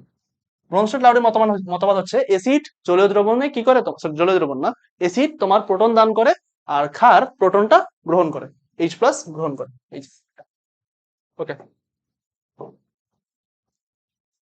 লুইস, বিজ্ঞানী লুইস বলছে যে তোমার এসিড কি করে, ইলেকট্রন জোড় গ্রহণ করতে পারে। কারণ ইলেকট্রন জোড় গ্রহণ করে কারা, যাদের অষ্টক সংকোচন হয়। ঠিক আছে, মানে শেষ শক্তি স্তরে 8টা থেকে কম ইলেকট্রন থাকে। আর ইলেকট্রন জোড় দান করে কারা, যাদের অষ্টক সম্প্রসারণ হয়। তার মানে কি, যারা তোমার শেষ শক্তি স্তরে 8টা থেকে বেশি ইলেকট্রন থাকে, সেটাকে বলা হয় অষ্টক সম্প্রসারণ। আচ্ছা, এই যে এটা আছে এটা মনে রাখবা। দেখো, বিশেষ করে এটা, এই যে HI, hydrogen iodide, hydrogen bromide, hydrogen chloride, hydrogen fluoride, এগুলো ইম্পর্টেন্ট। তারপরে তোমার sulphurous acid, phosphoric acid, nitric acid, sulphuric acid, perchloric acid, এগুলো ঠিক আছে। এই নাইট্রিক অ্যাসিড, নাইট্রাস অ্যাসিড, এগুলো সবগুলো মনে রাখবা। ওকে, হাইড্রোনিয়াম আয়ন আছে, তারপরে সালফেট আয়ন আছে, ঠিক আছে, বাইসালফেট আয়ন আছে, এগুলো মনে রাখবা কোনটার কি। আর সবগুলোর তোমার ই লেখা লাগবে না, অনুবন্ধী কি এটা আমি দেখাচ্ছি যে অনুবন্ধী অ্যাসিড কি বলে। আচ্ছা, আমাদের প্রথম কোশ্চেন বলছে in which reaction is the underline substance acting as base. এখানে আন্ডারলাইন দেয় নাই, বাট সবগুলো সেকেন্ড যে পার্টটা সবগুলো এটা আন্ডারলাইন করা। ঠিক আছে, আচ্ছা। বেস বলছে, বেস আসলে কি করে, H প্লাস গ্রহণ করে। এসিড কি করে, H প্লাস ত্যাগ করে। এসিডটা H প্লাস ত্যাগ করে। আমরা দেখবো যেটা এসিড কিনা, মানে এসিড আছে কিনা সেখানে। যদি এসিড থাকে, অন্য একটা এসিড থাকে, তার মানে এটা বেস শিওর। আচ্ছা দেখি তো এটা বেস কিনা। H2SO4, এটা কি কোনো সময় বেস সম্ভব রে? না, এটা এসিড কিন্তু। কেন, দেখো, H2SO4 এখানে কি রূপ, কিতে পরিণত হয়েছে, HSO4 মাইনাস। সে কি করছে, একটা H প্লাস দান করে দিছে। এখন H প্লাস দান করে কে, এসিড, তার মানে এটা বেস না, বাদ। হাইড্রোজেন সায়ানাইড, এ দেখো এখান থেকে কি উৎপন্ন হয়েছে, Cn মাইনাস, মানে কি, সে H প্লাস ত্যাগ করে দিছে। এটাও তোমার কি, এসিড। আচ্ছা, কার্বনেট, কার্বনেট কি করছে এখানে দেখো তো, সে কি তোমার এখানে H প্লাস কি ত্যাগ করছে না, করছে না। এখানে H প্লাস কে ত্যাগ করছে, দেখো নাইট্রোজেন আয়নটা, নাইট্রাস আয়নটা, HNO2, নাইট্রাস যে ইটাস অক্সাইডটা আছে, সে কি করছে, একটা H প্লাস ত্যাগ করে সে NO2 মাইনাস হয়েছে। মানে কি, এটা হচ্ছে অ্যাসিড, এটা হচ্ছে বেস। বুঝতে পারছো, তার মানে এখানে বেস কোনটা, এই যে কার্বনেট সি নাম্বারটা এখানে বেস আছে। আন্ডারলাইন কোনটা বেস, তোমার সি নাম্বারটা। ক্লিয়ার? এখানে কিন্তু তোমার HNO2, এটা কিন্তু অ্যাসিড। হ্যাঁ, আচ্ছা। হ্যাঁ, নিচের কোন যৌগটি লুইস অ্যাসিড না, লুইস অ্যাসিড হইতে তোমার কি লাগে, অষ্টক সংকোচন লাগে, মানে শেষ যে শক্তি স্তর সেখানে 8টা থেকে কম ইলেকট্রন লাগে। যেমন ধরো BF3, এটা কিন্তু লুইস অ্যাসিড, BF3। দেখো বোরন, বোরনের শেষ কক্ষপথে কয়টা electron, hydrogen, helium, lithium, beryllium, boron. প্রথমে দুইটা, একটা, দুইটা, পরে কয়টা, তিনটা না, তিনটা। দেখো এখানে প্রত্যেকটা একটা করে ফ্লোরিন যুক্ত হয়েছে, ফ্লোরিন যুক্ত হলে কি আরেকটা ইলেকট্রন আসছে, এখানে একটা ফ্লোরিন যুক্ত হয়েছে মানে আরেকটা ইলেকট্রন আসছে, এখানে একটা ফ্লোরিন যুক্ত হয়েছে মানে আরেকটা ইলেকট্রন আসছে। দেখো তো শেষ শক্তি স্তর কি 8টা হয়েছে, মোট কয়টা দেখো তো, দুইটা, দুইটা চারটা, দুইটা ছয়টা, মোট কয়টা, 6টা।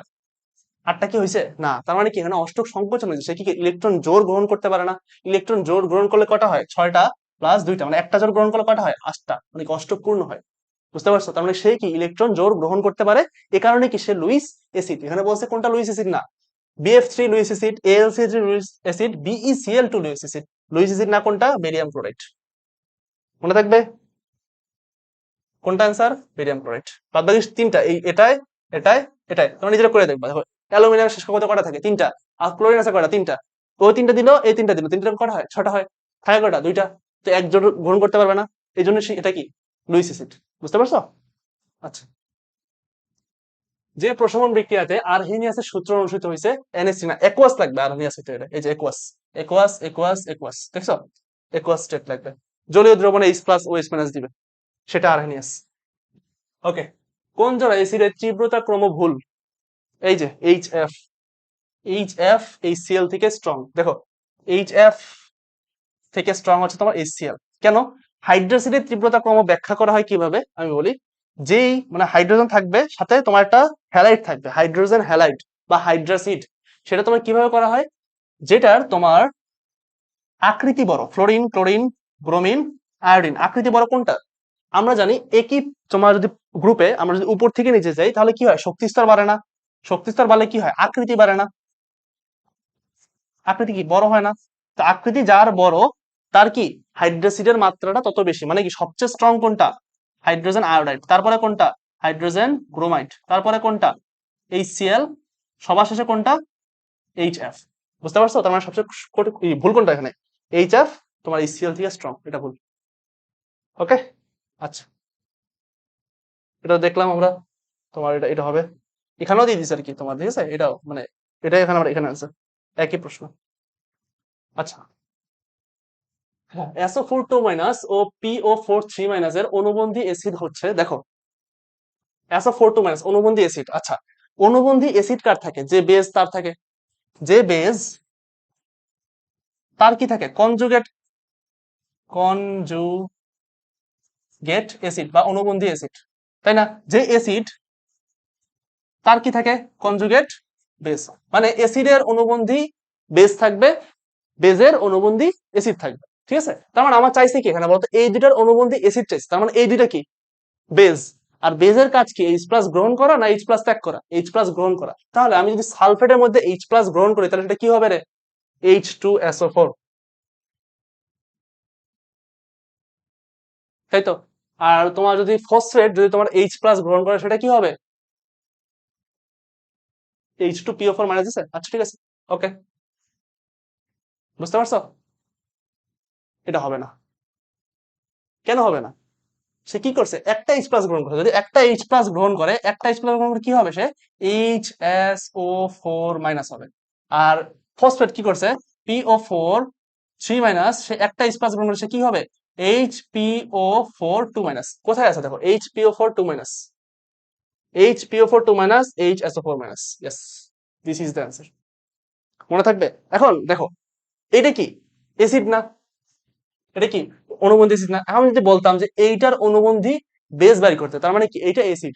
অ্যাসিড কি করে? H প্লাস ত্যাগ করে। দেখো এখান থেকে যদি একটা H প্লাস ত্যাগ করতো তাহলে কি হইতো? SO4 একটা মাইনাস আছে, আর একটা মাইনাস হইতো না? তাই তো? বুঝতে পারছো আশা করি, ঠিক আছে? ওকে, আচ্ছা, জলীয় দ্রবণে, এটা আমাদের লাস্ট প্রশ্ন সম্ভবত। জলীয় দ্রবণে H plus plus OH minus হবে, OH মাইনাস থেকে তোমার পানি উৎপন্ন হয়েছে। বিক্রিয়াটির ক্ষেত্রে কোনটি মিথ্যা? আচ্ছা, এটি একটি আয়নিত বিক্রিয়া, অবশ্যই আয়নিত বিক্রিয়া। বিক্রিয়ার শেষে দ্রবণটির পিএইচ 7 হয়, হ্যাঁ অবশ্যই। এটা যেহেতু তোমার প্রশমন বিক্রিয়া বা নিরপেক্ষ বিক্রিয়া, পিএইচ 7 হবে। মানে পিএইচ 7 হবে আর কি। তোমার এসিডও হবে না, বেজও হবে না। ওকে, বিক্রিয়ার শেষে দ্রবণটি তড়িৎ প্রবাহিত হ্রাস পায়, অবশ্যই। তোমার বিক্রিয়ার ফলে দ্রবণের তাপমাত্রা বৃদ্ধি পায়, হ্যাঁ এইচ আয়নিত বিক্রিয়া যেহেতু অবশ্যই তাপ বৃদ্ধি পাবে। বিক্রিয়ার শেষে ফেনাপথেলিন যোগ করলে দ্রবণটি গোলাপী বর্ণ ধারণ করে। আচ্ছা দেখো, এখানে বলছে কি ফেনাপথেলিন যোগ করলে তোমার গোলাপী বর্ণ ধারণ করে। পানির যে বিক্রিয়াটা হয়েছে এটা কি প্রশমন বিক্রিয়া না? তো প্রশমন বিক্রিয়া কি কোনো সময় কি তোমার কোনো বর্ণ ধারণ করবে? কোনো কিছু কোনো বর্ণ চেঞ্জ করবে না? করবে না। যদি এসিড হইতো বা ক্ষার হইতো তখন যে তোমার এই যে নির্দেশক গুলো আছে এগুলোকে বলা হয় নির্দেশক। তোমরা পরিমাণগত রসায়নে পড়বা আশা করি বা পড়ছো। এগুলো কি বলা হয়? নির্দেশক। এই নির্দেশক গুলো তখন বর্ণ চেঞ্জ করে। বাট এটা কি প্রশমন বিক্রিয়া বা এটা কি নিরপেক্ষ বিক্রিয়া? নিরপেক্ষ বা প্রশমন, যেটাই বলো, নিরপেক্ষটাই আসলে ভালো। কারণ যেহেতু পিএইচ 7, ঠিক আছে, পিএইচ 7 নিরপেক্ষ, তার মানে কি এটা কোনো বর্ণ দিবে না। ঠিক আছে, এটা বর্ণ দিবে না। এই কারণে কি, এটা ফেনফথেলিন কোনো যোগ করলে কোনো বর্ণ পাওয়া যাবে না। ঠিক আছে, তো আমাদের আজকের ক্লাস এই অবধি। তো তোমাদের যদি ক্লাসে কোনো সমস্যা হয়, কোথাও যদি বুঝতে সমস্যা হয়, সেটাই আমি একটা ম্যাথ দেখছিলাম, ঠিক আছে, ওই ম্যাথটা যদি কোনো স্লাইডের সমস্যা থাকে বা প্রশ্ন যদি কোনো সমস্যা থাকে, আমি তোমাদের আপডেট দিয়ে দেবো। হ্যাঁ, যখন তোমাদের ক্লাসটা পোস্ট করা হবে তখন তোমার সেটা নিচে আপডেট দিয়ে দেবো আমি। ওকে, তো সবাই ভালো থাকো, পড়াশোনা করো, আল্লাহ হাফেজ।